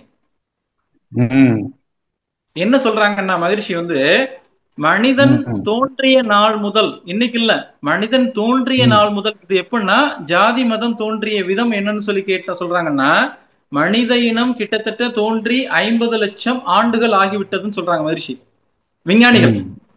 இந்த 50 லட்சம் ஆண்டுகளாக மனிதன் சிறு சிறு குழுக்களாக வாழ்க்கையை வாழ தொடங்கி இருக்கிறான். அந்த சிறு சிறு குழுக்களாக வாழ்க்கையை வாழும்போது அவனுக்கான தேவைகள் உணவு, உடை, இருப்பிட உற்பத்தியை அதை பாதுகாக்கிறதுக்கு குழுக்களாக செயல்படும் போது வேற்று குழுவிலிருந்து அதை உற்பத்தி பண்ண தெரியாதவர் அல்லது பிறர் பொருளை அபகரிக்கக்கூடிய குணம், அது விலங்கின பதிவுன்னு சொல்றாங்க இல்லைங்களா, அந்த குணமுடையவர் பறிச்சிடக்கூடாதுன்றதுக்காக தனக்குத்தானே ஒரு பலசாலியை தனக்கு ஒரு காவலாளியாக நிர்ணயம் பண்ணிக்கிறான். அந்த காவலாளி தன்னை ஒரு அரசனாக அடுத்த காலப்போக்கில், இது ஒரு நாள் 2 நாள் இல்ல, பல ஆயிரக்கணக்கான ஆண்டுகள் இந்த விஷயம் நடந்துட்டு இருக்கு. அவன் தன்னை ஒரு அரசனாக தன்னை உருவகப்படுத்தி கொண்டு, இந்த ஜோதிகா சந்திரமுகில வருவாங்க இல்லைங்களா, ஜோதிகா அவெல்லாம் சந்திரமுகியா மாறிட்டான்னு சொன்ன மாதிரி இவன் தன்னை உயர்ந்தவனாக நினைத்து கொண்டு அந்த குழுவிற்கு தலைவனாக அந்த குழுவினுடைய தலைவனாக அல்லது மத குருவாக ஜாதி தலைவனாக உருவெடுத்துறாரு. அப்ப அந்த ஜாதி தலைவன் என்னை பாதுகாப்பான்ற ஒரு மனநிலைன்னு சொல்லக்கூடியது, அந்த மத தலைவர் என்னை பாதுகாப்பான் அப்படின்னு சொல்லக்கூடியது இன்செக்யூர்டு ஃபீல், பாதுகாப்பு இல்லாத ஒரு மனநிலை. யாரு? அந்த குழுவுல இருக்கக்கூடியவங்க. ஏன் அந்த குழுவுக்குள்ளேயே அவங்க இருக்காங்கன்னா, எனக்கு ஒரு இன்செக்யூரிட்டி, என்னைய வேற குழுவுல இருக்கிறவங்க என்னைய அடிச்சு பிடிங்கிடக்கூடாது, என்னுடைய உயிருக்கு அவங்களால ஒரு பங்கம் வந்துடக்கூடாதுன்றதுக்காக அவங்க ஒரு குழுவுக்குள்ள ஒரு ஒரு பாதுகாப்புக்காக ஒரு பாதுகாப்பு ஆட்களை நிர்ணயம் பண்ணி கொண்டு அவங்க வாழ்க்கையை வாழ்றாங்க. சரிங்களா? ஆனா அவங்களுக்கு இந்த விளக்கம் போய் சேரணும். இந்த ஒரு தனி மனிதன் மட்டும் உன்னை இன்னைக்கு அன்னைக்கு உள்ள காலகட்டத்துல அந்த சின்ன குழு போதும், அவங்க வாழ்க்கைக்கு தேவையானதை பூர்த்தி பண்றதுக்கு, ஒரு விவசாயம் பண்ணி அதுக்கான உணவை தயார் பண்ணி கொடுத்தாங்கன்னா அன்னைக்கு உள்ள காலத்துக்கு போதும். இன்னைக்கு உள்ள காலகட்டத்துல பாத்தீங்கன்னா ஏதோ ஒரு நாட்டுல விளையிற உற்பத்தி பொருளை நம்ம அனுபவிக்கிறோம், ஏதோ ஒரு நாட்டுல தயாராகக்கூடிய போனை நம்ம பயன்படுத்துறோம், ஏதோ ஒரு நாட்டுல உற்பத்தி ஆகக்கூடிய கம்ப்யூட்டரா இருக்கட்டும், இல்ல நம்ம நிறைய தொழில்நுட்ப கருவிகளை நம்ம பயன்படுத்தி தான் தினசரி வாழ்க்கையை அமைக்க முடியுது. அப்ப நம்ம வாழ்க்கையை ஒரு குறுகிய வட்டத்துக்குள்ள, குறுகிய குழுக்களுக்குள்ள அடைத்து கொள்ள முடியாதுன்ற விளக்கம் அவங்களுக்கு போய் சேர்றதுக்கு இன்னொரு 10 ஆண்டுகள் எடுத்துக்கலாம். அதை அவங்க உணர்ந்து நடைமுறை கொண்டு வர்றதுக்கு அதுக்கு அடுத்த ஒரு 100 ஆண்டுகளை எடுத்துக்கொள்ள முடியும். இந்த நடைமுறையில் இருக்கக்கூடிய விஷயங்கள் எல்லாமே கொஞ்சம் கொஞ்சமா காலத்தாலதான் அது மாறுங்க. சரிங்களா? அந்த அவங்க ஏற்கனவே இருக்கக்கூடிய, ஏன்னா ஒரு பழக்கத்துல இருந்து நம்ம விடுபடுறதுக்கு இவ்வளவு விளக்கம் தெரிஞ்சு நம்ம விடுபடுறதுக்கு என்ன ஆகுது, கொஞ்சம் டைம் எடுக்குது. எனக்கு இந்த உணவு பொருத்தம் இல்ல, இந்த உணவு சேரக்கூடாதுன்றதே நம்ம மனசு நினைச்சாலும் உடம்பு என்ன செய்யுது, நான் போய் இனிப்பு சாப்பிடணும்ன்ற ஒரு எண்ணம் எனக்கு வருது, நான் அதை சாப்பிட்டுட்டே இருக்கேன் இல்லைங்களா. அப்ப எல்லா விளக்கமும் கிடைச்சு டாக்டர் சொல்லி என் உடம்புக்கும் என் மனசுக்கும் புரிஞ்சாலுமே அதை விடுறதுக்கு எனக்கு கொஞ்சம் டைம் எடுக்குது இல்லைங்களா. அது மாதிரி அவங்களுக்குள்ள 50 லட்சம் ஆண்டுகளாக ஊறி இருக்கிறது என்னது, இந்த ஜாதி மதம் அப்படின்ற ஒரு விஷயம். அவங்களுடைய ஒவ்வொரு அந்த 6 இடங்கள்ல, இது உடல் செல்கள்ல, புலன்கள்ல, உயிர் இயக்கத்துல, கருமையத்திலாம் பதிவா இருக்கு. இது மாறுவதற்கு இந்த பயிற்சி முறைகள் அனைவரிடமும் போய் சென்றடையணும். அதை அவங்க முழுமையா கடைபிடிக்கணும். அப்ப இயல்பா மாறும். நம்ம நோக்கம் வந்து இந்த பயிற்சி முறைகள் அனைவருக்கும் போய் சேரணும். அது சேர்ந்துச்சுனால எல்லாமே இயல்பா மாறிடும். சரிங்க. வாழ்க வளமுடன்.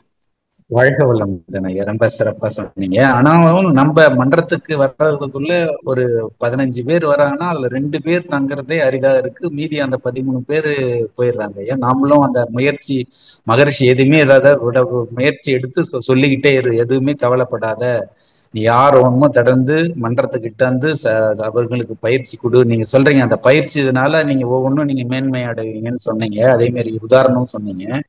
ஆனாலும் இந்த கர்ம வினை பதிவுகள் அவங்கள வந்து அங்க இருக்க கூட, இதுவே நான் வந்து இங்க பல லாங்குவேஜ்ல உள்ள வராங்க. நான் ஒண்ணு சொல்றேங்க ஐயா, முஸ்லீம் மாவட்டம், அதே மாதிரி இந்த கேரளா, யாருமே வந்து அவங்களால எவ்வளவு தூரம் நம்ம பக்குவமா கீழே இறங்கி போய் சொன்னாலும் அந்த ஒரு நாள் 2வது வாரம் வராங்க, அதோட அவங்க அதை கிட்ட எடுத்து அவங்களுக்கு திரும்பியும் போன்ல பண்ணி கேட்டு ரிக்வஸ்ட் பண்ணி கூட்டா கூட அதை வந்து செவி சாய்க்க மாட்டாங்க. அந்த நோயினுடைய தர்மத்துல இருக்கவங்க அவங்க கடைபிடிச்சு கரெக்டா வராங்க ஐயா. மத்தவங்க வந்து நம்ம எவ்வளவு தூரம் சிரமப்பட்டாலும் ரொம்ப மகரிஷி அதை பத்தி கவலைப்படாத, எத்தனை வரும்னு சொல்லு, வரவங்க வரட்டும், தூற்றி கொள்ளுன்னு சொல்றாரு. அதே மாதிரி தான் கடைபிடிக்கும். மன மகிழ்ச்சியா இருக்கும் அந்த மகரிஷியினுடைய பயிற்சி எடுத்ததுனால. அந்த அகம் மகிழ்ந்த உடனே எவ்வளவு தூரம் யாரு ஹிந்தியோ தெலுங்கோ கன்னடமோ மலையாளமோ யாரா இருந்தாலும் எல்லாருக்கும் சொல்லித்தர ஐயா. மிக்க மகிழ்ச்சியா இருக்கு ஐயா. வாழ்த்துக்கள். வாழ்க வளமுடன். நன்றி. வாழ்க வளமுடன். அடுத்த அன்பராக பார்த்தசாரதி ஐயா, மெல்போர்னில் இருந்து. வாழ்க வளமுடன் ஐயா. வாழ்க வளமுடன் அம்மா. வாழ்க வளமுடன் ஐயா. அருள்நிதி பார்த்தசாரதி, மெல்போர்ன் மனவளக்கலை மன்றம். ரொம்ப ஒரு சிறப்பானதொரு உரை. அருட்தந்தை அவர்களுடைய கருத்துக்களை கொஞ்சம் கூட வந்து அதையே மையப்படுத்தி உலக சமாதான கருத்துக்களை அடிக்கடி நீங்க ரொம்ப வலியுறுத்தி சொல்றீங்க. என்னுடைய முதல் புத்தகம் கூட அருட்தந்தை அவர்களுடைய உலக சமாதான புத்தகத்தை தான் படித்தேன். ஸோ எத்தனையோ அன்பர்கள், நிச்சயமாக மனவளக்கலை அன்பர்கள் வந்து உலக சமாதானம் வந்துவிட்டதாகவே வாழ்ந்திருப்பார்கள். அதில் மாற்று கருத்தை கிடையாது. ஆழமாக உணர்ந்த அன்பர்கள், அதில் அடியேனும் ஒருவன். ஸோ நிச்சயமாக நம்ம அந்த பொறுமையோட தான் வந்து நம்ம பணியை செஞ்சுக்கிட்டே இருக்கணும். நான் இங்க வந்து ஒரு 18 வருஷம் ஆகுது. என்னுடைய அனுபவம் என்னன்னா, பயிற்சி எடுக்கும் பொழுது எந்த தேவையும் இல்லாமல் முதல் பயிற்சியில் வந்து பிரம்மஞானம் முறை. ஆனா எதிர்காலத்துல தேவையும் சமுதாயத்தினுடைய என்னுடைய சிறு பங்களிப்பும் இருக்கும் என்பதை வந்து அது இறையாற்றலினுடைய செயல், குருவினுடைய அருள், முன்வினை பயன் அப்படின்னு நிச்சயமா வந்து ஒவ்வொரு உணர்ந்த அன்பர்களும் அதை ஃபீல் பண்றாங்க. அவர்களெல்லாம் வந்து அதுல கொஞ்சம் கூட வந்து தயக்கம் இல்லாமல் நிதானமாக பொறுமையாக அவர்களுடைய பணியை செஞ்சுட்டு இருக்கிறாங்க. ரொம்ப மகிழ்ச்சியா. ரொம்ப உங்களுடைய கருத்துக்கள் எல்லாமே வந்து மிகவும் சிறப்பாக இருக்கு. குறிப்பா எனக்கு பிடிச்ச விஷயம், அந்த தங்கத்தினுடைய மதிப்பை வந்து போயுடன் பல காரணங்களை சொல்லி அதுல சொல்லி இருக்கிறாங்க உலக சமாதான புத்தகத்துல. அதை வச்சுக்கிட்டு இருந்தா பயம், போட்டுட்டு போனா பயம். குறிப்பா நடுத்தர மக்கள் வந்து அதனால பயனே கிடையாது. அதை வாங்கின விலையை விட வட்டி கட்டணம் தான் அதிகமா இருக்கும். ஸோ அதை விட அவர்கள் பொருளாதாரத்திலே சேமிப்பு என்ற முறையில அவங்க உயர்த்தி இருந்தாங்கன்னா எங்க கூட போயிருக்கலாம். ஸோ இதெல்லாம் அருட்தந்தையின் கருத்துக்கள் வந்து வீணாக போகக்கூடிய கருத்துக்களே இல்லை. ரொம்ப சிறப்பு ஐயா, ஐயம் ஏதும் இல்லை. மிக்க நன்றி. வாழ்க வளமுடன். குருவே துணை. வாழ்க வளமுடன். மிக்க நன்றி ஐயா. அடுத்த அன்பராக ரெட்மி 8A போட்டிருக்கீங்க. உங்க பேரை சொல்லி அறிமுகப்படுத்திட்டு ஐயா கிட்ட பேசுங்க. எங்க இருந்து கால் பண்றீங்க? உங்களோட பேரை சொல்லிக்கோங்க ஐயா. Redmi 8A. மைக்க ஒரு முறை டச் பண்ணி. அம்மா வாழ்க வளமுடன். ஐயா வாழ்க வளமுடன். நான் சென்னையிலிருந்து பேசுறேன். முருகன் என் பேரு. பொருள் இல்லாருக்கு உலகம் இல்லை, அருள் இல்லாருக்கு அவ்வுலகம் இல்லை. நீங்க அருளை பத்தி, மனவளக்கலை பத்தி நல்லா சொன்னீங்க, அருள் கிடைக்கணும்னு. ஆனா உனக்கு என்ன என்ன வேண்டும் உங்களுக்குன்னு தலைப்புல எனக்கு பொருள் வேண்டும், அதுக்கு என்ன பண்றது? ஐயா உங்களுடைய வயதுங்கய்யா? 78. 78. எவ்வளவு ஆண்டுகள் வாழ விரும்புறீங்கய்யா? ஐயா இன்னும் நான் எவ்வளவு வந்து ஆண்டுகள் வாழ விரும்புறீங்கய்யா? அது தெரியாது, ரிட்டர்ன் டிக்கெட் எப்பன்னு தெரியாது. நீங்க கேக்குறது அதானே, யாருக்கிட்ட கேக்குறீங்க? இறைவன்ட்ட தான் கேக்குறீங்க. அதனால நீங்க கேளுங்க எவ்வளவு வேணும். ஒரு 85 இயர்ஸ் வரைக்கும் வாழணும்னு ஆசை. Super super. 7 வருஷத்துக்கு உங்களுடைய வாழ்க்கை இன்னும் அப்படி வச்சுக்கலாமா? 10 வருஷம் வச்சுக்கோங்க, இல்ல 20 வருஷம் வச்சுக்கோங்க. இன்னையில இருந்து இன்னொரு 20 ஆண்டுகள் உங்களுடைய வாழ்நாள் நீட்டிக்கப்பட்டதுன்னு வச்சுக்கோங்க. ஒரு நாளைக்கு இல்ல ஒரு மாதத்திற்கு உங்களுக்கு எவ்வளவு தேவைப்படும்? 30,000 தேவைப்படும். 30,000 தேவைப்படும். சரிங்களா? அத வந்து எந்த முறையில எனக்கு, அதாவது இந்த 30,000ல நான் எதெல்லாம் வந்து எனக்கு அவசியமானது நீங்க பாத்துக்குங்க. சரிங்களா? அது இப்ப எனக்கு கிடைக்கிறதுக்கான வாய்ப்புகள் ஏற்கனவே இருக்கான்னு பாருங்க. சரிங்களா? இந்த நமக்கு ஒரு மாதத்திற்கு தேவை, ஏன்னா நமக்கு 20 வருஷத்துக்கான பொருளாதாரத்தையும் இப்ப ஒரே நாள்ல உங்களுக்கு கொடுக்க முடியும் இறைவனால. சரி ஐயா, நான் ஒண்ணு கேக்குறேன். நான் பென்ஷனர், எனக்கு சம்பளம் வருது, பென்ஷனர். சூப்பர். மக்களுக்கு பொருள் வேண்டும்ல, பொருள் இருந்தா தானே வாழ்க்கை நடத்த முடியும். நீங்க மக்களை விட்டுருங்க. இப்ப நீங்க தேவைன்னு வரும்போது உங்களுக்கு மட்டும் தான் தேவையை பார்க்கணும். அப்படி இல்ல, மகரிஷி ஒரு பாடல்ல சொல்லியிருக்காரு ஐயா. சொல்லுங்க. மகரிஷி ஒரு இயந்திரம் விஞ்ஞானம் வாழ்வை எவ்வளவோ உயர்த்திருக்கின்றது இன்று. இயந்திரம் விஞ்ஞானம் மக்கள் வாழ்வை எவ்வளவோ உயர்த்தி இருக்கிறது என்று.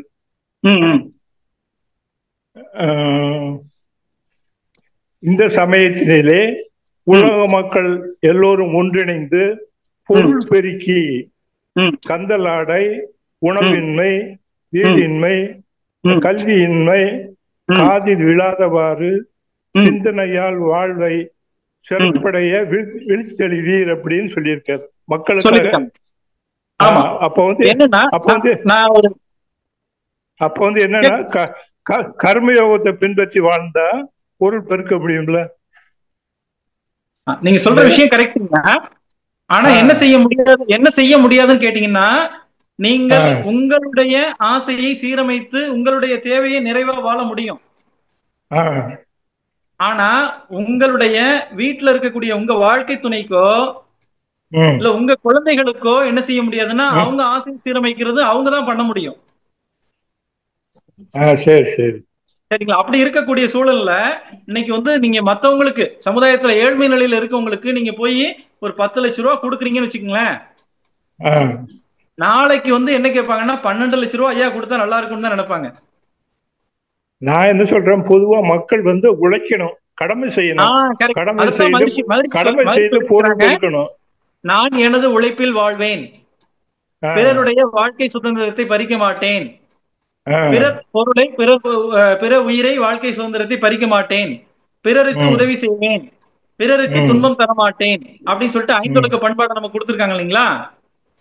இந்த ஒவ்வொருவரும் கடைபிடிக்கும் போது அந்த பொருள் துறையில நான் எனது உழைப்பில் வாழ்வேன்னு சொல்லக்கூடியதே அந்த பொருள் துறையின் சமநிலை அதான் கர்மயோகம் பின்பற்றினாலே எல்லாம் வந்துடும். இதை நம்ம கடைபிடிக்கிறதா நம்ம வேலை.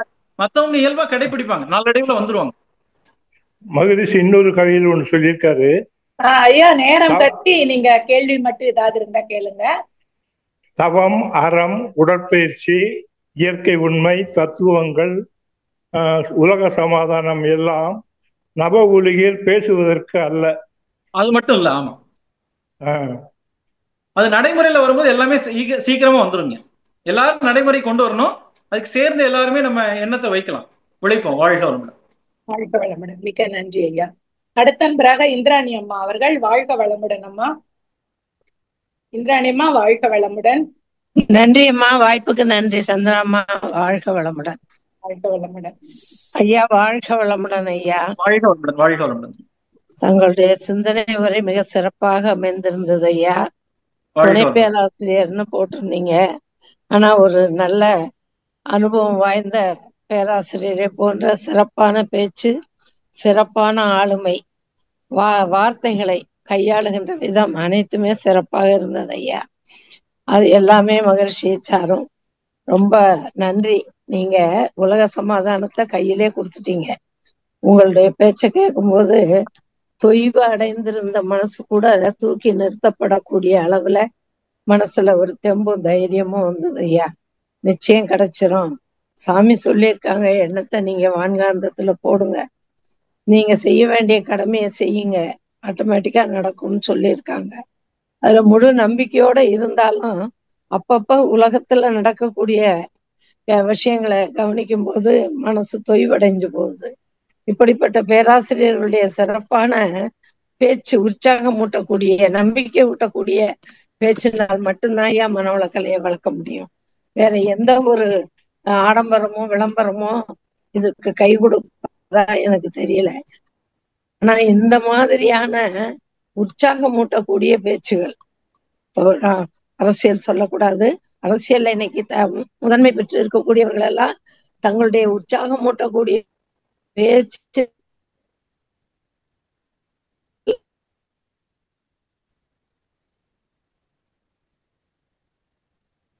வாழ்க வளமுடன். அம்மா கொஞ்சம் உங்களுக்கு சிக்னல் ப்ராப்ளமா இருக்குன்னு நினைக்கிறேன், வாய்ஸ் கேட்கலம்மா. இந்திராணிமா வாழ்க வளமுடன்.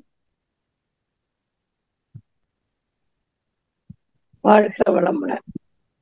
இப்ப கேக்குதா? வாழ்க வளமுடன். கேக்குதா? கேக்குதம்மா ஐயா. அப்படி ஒரு நல்ல உத்வேகம் அளிக்கக்கூடிய உங்களுடைய பேச்சு சிறப்பா இருந்தது. நன்றி சொல்லறதுக்கும் அதே சமயத்துல எனக்கு நம்பிக்கை ஊட்டியதற்கு நன்றி உங்களுக்கு. நான் தொய்வடைந்து போய் உலக சமாதானத்தை முத படிக்கும்போது சாத்தியமான்னு மண்டையை போட்டு குடைஞ்சுக்கிட்டேன் ஐயா. இப்போ கொஞ்சம் கொஞ்சமா இந்த அந்த பரிணாம வளர்ச்சியை பார்த்த உடனே முடியுங்கிற நம்பிக்கை வரும். அப்பப்ப அது தோய்வடைஞ்சு போகும். இப்ப நீங்க பேசுனது எனக்கு ஒரு புதிய படுத்திருந்த எண்ணெய் எழுப்பி உட்கார வச்சிருச்சு, புதிய உற்சாகத்தை கொடுத்தது. நன்றி ஐயா, நன்றி. எனக்கு 83 வயசு ஆகுது. நான் பாத்திரணும், நான் ஏதாவது ஒரு கோடிட்டு காட்டக்கூடிய அளவுல இந்த உலக சமாதானத்தை நான் பாத்திரணும்னு பேராசைப்படுறேன் ஐயா. ரொம்ப மகிழ்ச்சி. நிச்சயமா வயசுல வாழ்க வளமுடன், வாழ்க வளமுடன். நன்றி ஐயா, நன்றி.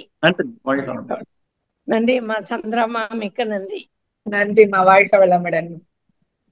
வாழ்க வளமுடன். அடுத்த அன்பராக மாரிமுத்து ஐயா, வாழ்க வளமுடன். வாழ்க வளமுடன். அருமையான ஒரு சிந்தனை ஐயா. நமக்கு என்ன வேண்டும், நம்ம பிறந்தது இது வரைக்கும் என்ன வேண்டும் நம்மளுக்கே சில நேரம் தெரிய மாட்டேங்குது. அதுதான் ரொம்ப ஒரு பெரிய ஒரு விஷயமாவே இருக்கு. நமக்கு என்ன வேணும் நமக்கே தெரிய மாட்டேங்குது. ஏதோ ஓடிட்டே இருக்கோம், எங்க ஓடுறோம் எதுக்கு ஓடுறோம்னு தெரியாம ஓடிட்டு இருக்கோம், என்ன பண்றோம்னு தெரியாம பண்ணிட்டு இருக்கோம். பல பேர் அந்த நிலையிலிருந்து மனதை மாற்றி இந்த பயிற்சியை கொடுத்து பல விஷயம் சொன்னீங்க. எனக்கு அதுல ரொம்ப ஹைலைட்டா சொன்னது நீங்க நான் உடல் நலத்தோடு இருப்பேன், நான் எல்லாத்தையும் பெற்று இருக்கிறேன் அப்படிங்கிறத நம்ம திருப்பி சொல்லும் போது என்ன ஆகுதுன்னா, நமக்குள்ள இருக்கிற நெகட்டிவ் அந்த திங்கிங் வெளில போகுது, பாசிட்டிவ் திங்கிங் உள்ள வருது. இதனால நம்ம அந்த மாதிரி நம்ம எப்பப்ப அதை சொல்லலாங்க ஐயா? அதை எப்பனாலும் சொல்லலாங்க. குறிப்பா சொல்லக்கூடிய நேரம்ன்றதெல்லாம் தனியா இல்ல. அது நமக்கு எப்பெல்லாம் தோணுதோ அப்பெல்லாம் செய்யலாம். நமக்கு மன நிறைவுங்கிறது பாத்தீங்கன்னா, நம்ம இதுல சிஸ்டத்துல இருக்கோம், நம்ம பயிற்சி எல்லாமே பண்ற மன நிறைவு எல்லாமே இருக்கு நமக்கு. இருந்தாலும் சமுதாயத்தில் இருக்கக்கூடிய இந்த தொழில் செய்யற இடத்துல இல்ல நம்ம குடும்பத்துல பாத்தீங்கன்னா, இந்த இணக்கம் பாத்தீங்கன்னா அவங்களும் நமக்கு சில நேரங்கள் நமக்குள்ள இருக்கக்கூடிய அந்த பதிவின் காரணமாக சில நேரங்கள் நம்ம அந்த மாதிரி பண்ணிடுவோம், ஏதாவது பேசிடுறோம், சொல்றோம், அதை ஏற்றுக்கொள்ளும் அந்த விழிப்பு நிலை வருது.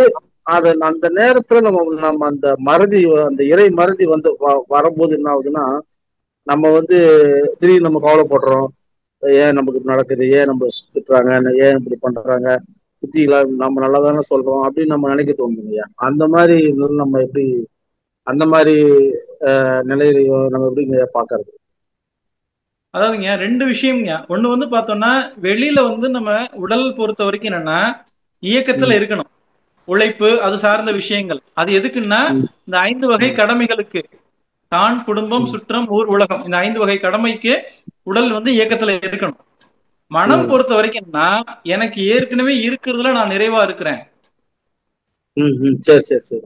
நீங்க இனிமேல் நீங்க உழைக்கிறது எல்லாமே என்னுடைய எனக்கு எதுவும் தேவையில்லை. என் மனைவி கேட்டாங்கன்னா அவங்களுக்கு கொடுப்பேன், குழந்தைகள் கேட்டாங்கன்னா அவங்களுக்கு கொடுப்பேன். என்னுடைய உறவினர்களுக்கு ஏதாவது அவசர தேவை அப்படின்னா அவங்கள குழந்தைகளை படிக்க வைக்கிறது, ஏதாவது அவசரமான தேவைகள், மருத்துவ செலவு, இது மாதிரியான விஷயங்களுக்கு என்னால முடிந்த உதவியை செய்வேன். இப்படின்ற மனநிலைக்காக நீங்க பொருள் ஈட்டுவது குற்றம் அல்ல. இதை நான் ஒரு சின்ன நினைவுபடுத்திக்கிறேங்க. நம்ம ராமராஜ் காட்டன் நாகராஜ் ஐயா வந்து பாத்தீங்கன்னா ஒரு சமீபத்துல அவங்களை பற்றி ஒரு இது ஒண்ணு பார்த்தேன். அப்ப என்ன சொல்றாங்கன்னா, மகிழ்ச்சிட்ட போயிட்டு நான் நல்ல ஆசை சிரமத்தெல்லாம் பண்ணிட்டேன், நான் வந்து இப்ப சாட்டிஸ்ஃபைடு மைண்ட்ல இருக்கிறேன், எனக்கு நல்ல ஏற்கனவே தொழில் வந்து ஒரு சின்ன அளவுல நான் பண்ணிட்டு இருக்கிறேன், எனக்கு போதும், நான் ஆசையெல்லாம் சீரமைச்சிட்டேன், இதே அளவுல நிறைவா வாழ்றேன், இனிமே நான் சமுதாயத்துக்கு ஏதாவது செய்யணும்னு நினைக்கிறேன்னு சொல்லிட்டு மகிழ்ச்சிட்ட போய் சொல்ல போயிருக்கிறாங்க. அப்ப சொல்ல சொல்றாங்கன்னா, நீ வந்து பொருளீட்டுவது அப்படின்னு சொல்லக்கூடியது வந்து முறையான வழியில எவ்வளவு பொருளீட்டினாலும் உனக்கும் சமுதாயத்துக்கும் துன்பம் தராத வகையில நீ எவ்வளவு பொருளீட்டினாலும் என்ன இல்ல, அது குற்றம் அல்ல. சரிங்களா? பொருளீட்டுதல் அப்படின்றது குற்றம் அல்ல. அந்த செயல் மூலமாக உங்களுக்கோ சமுதாயத்திற்கோ அது துன்பம் தராத விஷயமா இருக்கணும். அவங்க அந்த பொருளீட்டினாலும் என்ன செய்யறாங்க, சமுதாயத்திற்கு ஏதாவது ஒரு வகையில அது போய் சென்றடையணும் அப்படின்ற ஒரு எண்ணம் வச்சிருக்காங்க இல்லைங்களா? அதனால பொருளீட்டுதல் அப்படின்றத நம்ம நிறுத்தணும்ன்றது எங்க எண்ணம் இல்ல. சரிங்களா? நீங்க உழைத்து அந்த உழைப்புன்னு சொல்லக்கூடியது சமுதாயத்துக்கு ஏதாவது ஒரு வகையில போய் சேரட்டும். அப்படி சேரும் போது என்ன ஆகும்னா, அந்த சமுதாயத்துல எங்கெல்லாம் தேவை இருக்கோ அங்க போய் சேர்ந்து அடையும். அப்ப அங்க உள்ள மக்களும் வளர்ச்சி அடைவாங்க. இது அருள்துறையிலையும் வளர்ச்சி அடைவாங்க, பொருள் துறையிலையும் வளர்ச்சி அடைவாங்க. நம்ம யாருக்கு என்ன செய்யணுன்றதுக்கும் நமக்கான ஒரு வழிகாட்டுதல் இயல்பாவே கிடைக்குங்க. சரிங்கய்யா, சரிங்க.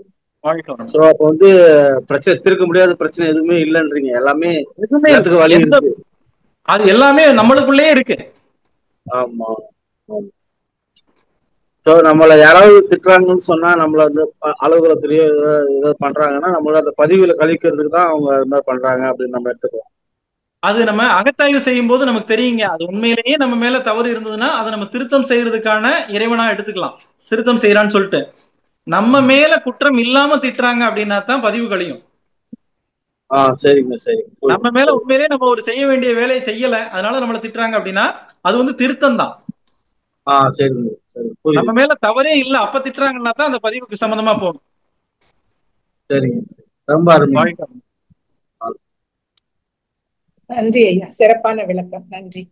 அடுத்த அன்பராக லட்சுமி குமார் அம்மா அவர்கள். வாழ்க வளமுடன் அம்மா. நீங்க மைக்க ஒரு முறை டச் பண்ணுங்கம்மா. வாழ்க வளமுடன் அம்மா. வளமுடன் ஐயா கிட்ட பேசுங்கம்மா. வாழ்க வளமுடன் ஐயா. உங்களோட உரை ரொம்ப மகிழ்ச்சியாவும் எங்களை வந்து என்கரேஜ் பண்ற மாதிரி இருந்ததுங்க. நான் வந்து மகரிஷிக்கு வந்து நன்றி கடன் செலுத்தணும்னா, அவருக்கு வந்து காணிக்கை கொடுக்கணும்னா தினமும் காயக்கல்பம் உடற்பயிற்சி தியானம் செய்து வரணும்னு மனசுல முடிவு பண்ணிட்டேங்க. நீங்க சொன்ன மாதிரி 5 வருஷத்துல ஒரு 5 நாள் தான் அப்படி முடிஞ்சா எக்ஸ்கியூஸ் கொடுக்கலான்ற மாதிரி எனக்கு வருஷத்துல நாங்க வந்து பிள்ளைங்க அமெரிக்கால இருக்காங்க, அங்க போகும்போது கண்டிப்பா என்னால பண்ண முடியாதுங்க. எங்க வீட்டுல இருந்து கிளம்பி பிள்ளைங்க வீட்டுக்கு போறதுக்கு 30 மணி நேரம் ஆகும், டிரான்சிட்டோட சேர்த்து அன்னைக்கு செய்ய முடியாது. சரி, போய் வீட்டுல இறங்கணும்னு செய்யலாம்னா அங்க கணவர் சொல்லுவாங்க, நைட்ல தூங்க முடியாம வந்திருக்கீங்க, பண்ணக்கூடாது அப்படின்னு சொல்லிட்டு, அதுக்கு நான் ஒத்துக்கிட்டு அன்னைக்கு மட்டும் செய்ய முடியாதுங்க, அடுத்த நாள்ல இருந்து கண்டினியூ பண்ணிடுவேன். அடிக்கடி வெளியூர் போவோம், வெளியூர் போனாலும் அவங்க டைம் கொடுப்பாங்க எனக்கு, அதுக்குன்னு முன்னாடி 2 மணி நேரத்துக்கு முன்னாடி எந்திரிச்சு காய்கள் உடற்பயிற்சி தியானம் பண்ணிட்டு அப்ப என்னோட கடமைகளை செய்யறதுக்கு சரியா இருக்குங்க. அது நீங்க சொன்னது வந்து எனக்கு ரொம்ப ஒரு நாள் செய்யலையே அப்படி கவலைப்பட்டுக்கிட்டே இருப்பேன். அது ஒரு 5 நாள் பரவாயில்லன்னு சொல்லிட்டீங்க, எனக்கு ரொம்ப சந்தோஷமா இருக்குங்க. அதே மாதிரி நீங்க இந்த எல்லா 3 இதுக்கு என்னென்ன செய்யணுமோ அதை நான் கடமையா தொடர்ந்து செஞ்சுட்டு பெருமைக்கு சொல்லுங்க. நான் மகரிஷி வந்து எனக்கு அருள் புரியுறாரு, அதை நான் செய்யறேன். என்னோட நண்பர்கள்ட்டே சொல்லுவேன், நீ டீ குடிக்கணுமா, காய்கல்ப பண்ணாதான் டீ காஃபி, இல்லாட்டி இல்ல அப்படின்னு நீ முடிவு பண்ணிக்கணும். என்னோட நண்பர்களும் அதே மாதிரி டீ குடிக்க போனா ஐயோ அவங்க சொல்லிட்டாங்க போய் குடிச்சு காய்கல்ப செஞ்சு ஆகணும்னு பண்றாங்க ஐயா. அதே மாதிரி குறுக்கு காணிக்கை செலுத்துங்க அப்படின்னு சொல்லி நாங்க அதை கடமையா செய்யறாங்க. நீங்க சொன்னது எனக்கு ரொம்ப மகிழ்ச்சிங்க, நிறைய யூஸ்ஃபுல்லா இருக்குங்க. உங்களோட ரொம்ப நன்றிங்க. வாழ்க வளமுடன் ஐயா, வாழ்க வளமுடன். மிக்க நன்றிங்க. வாழ்க வளம். வாழ்த்துக்கள் லட்சுமிமா. உங்களோட உரை வந்து எங்களுக்கு எல்லாமும் ஒரு ஊக்குவிப்பா இருந்தது. ரொம்ப நன்றி.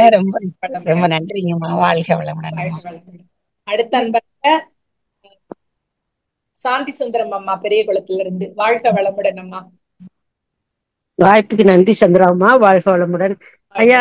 நல்ல பயங்கரமான ஒரு மோட்டிவேஷன் ஸ்பீச்சுங்கய்யா. கண்டிப்பா நம்ம எல்லாருமே உலக சமாதானத்தை பார்க்கதான் போறோங்கிற ஒரு மனதுக்குள்ள ஒரு திடவட்டமான ஒரு திண்மமான ஒரு எண்ணம் வந்துருச்சுங்கய்யா. ரொம்ப அற்புதம் ஐயா. நீங்க பேசுனதுல எல்லாத்துலயும் சரத்து பாக்குறப்ப கமலஹாசனோட கண்ணதாசன் ஐயாவோட ஒரு பாடல் ஞாபகத்துக்கு வந்ததுங்க ஐயா. எல்லாருக்கும் எல்லாமும் கிடைக்க வேண்டும் ஒரு பாடல் இருக்கு. எல்லாருக்கும் எல்லாமும் பெற வேண்டும், இங்கு இல்லாமை இல்லாத நிலை வேண்டும், வல்லான் பொருள் குவிக்கும் தனி உடைமை மாறி உலக சமாதானம் பூரணமாக கிடைக்க வேண்டும்னு வாழ்த்துவோங்கய்யா. வாழ்க வளமுடன் ஐயா. வினாக்கள் எதுவும் இல்லைங்க ஐயா. ரொம்ப அற்புதமாக இருந்தது. உங்களுடைய அருட்பணி சிறக்க இந்த சகோதரியின் அன்பு வணக்கங்களும் வாழ்த்துக்களும். நேரம் கருதி விரைவாக முடிக்கிறேன் ஐயா. வாழ்க வளமுடன். நன்றிமா. நன்றி சந்திராமா. நன்றி. வாழ்க வளமுடன். சிறப்பு. ரொம்ப சிறப்பா இருந்தது ஐயா உரை. வாழ்க வளமுடன். மீண்டும் மீண்டும் சார்ந்த நன்றிகள். சொன்ன மாதிரி எல்லாருக்கும் ஒரு உத்வேகம் கொடுக்கக்கூடியதாக நம்ம பயிற்சிகளை முறையா செய்யணும் அப்படிங்கிறதுக்கு ஒரு தூண்டுகோலாக உலக சமாதானம் நமக்கு தொலைவில் இல்லை என்ற ஒரு நம்பிக்கை ஒளியை கொடுக்கும் விதமாக உங்களோட உரை அமைந்திருந்தது. மனமார்ந்த நன்றிகள் ஐயா. வாழ்க வளமுடன். வாழ்க வளமுடன். நிகழ்ச்சி நிறைவு பண்ணிக்கலாம் ஐயா. நிறைவு பண்ணிக்கலாங்கம்மா. மீண்டும் ஒரு முறை இந்த நிகழ்வில் கலந்து கொண்ட அனைத்து மனவளக்கலை அன்பர்கள், ஆசிரியர்கள், அனைத்து நிலை ஆசிரியர்களுக்கும், உலக சமுதாய சேவா சங்கத்தினுடைய தலைவர் எஸ்கேஎம் ஐயா உள்ளிட்ட அனைத்து பொறுப்பாளர்களுக்கும், ஐடி இயக்குநரகத்தின் அனைத்து இயக்குனர் உள்ளிட்ட அனைத்து பொறுப்பாளர்கள், தொழில்நுட்ப கலைஞர்கள், தொகுத்து வழங்கிய அம்மா பேராசிரியர் சந்திராமா உள்ளிட்ட அனைவருக்கும் நன்றியும் வணக்கத்தையும் வாழ்த்துக்களையும் தெரிவித்துக் கொள்கிறோம். வாழ்க வளமுடன். மிக்க நன்றி ஐயா. வாழ்க வளமுடன். நம் கடமை அறவாழ்வின் நாட்டத்தே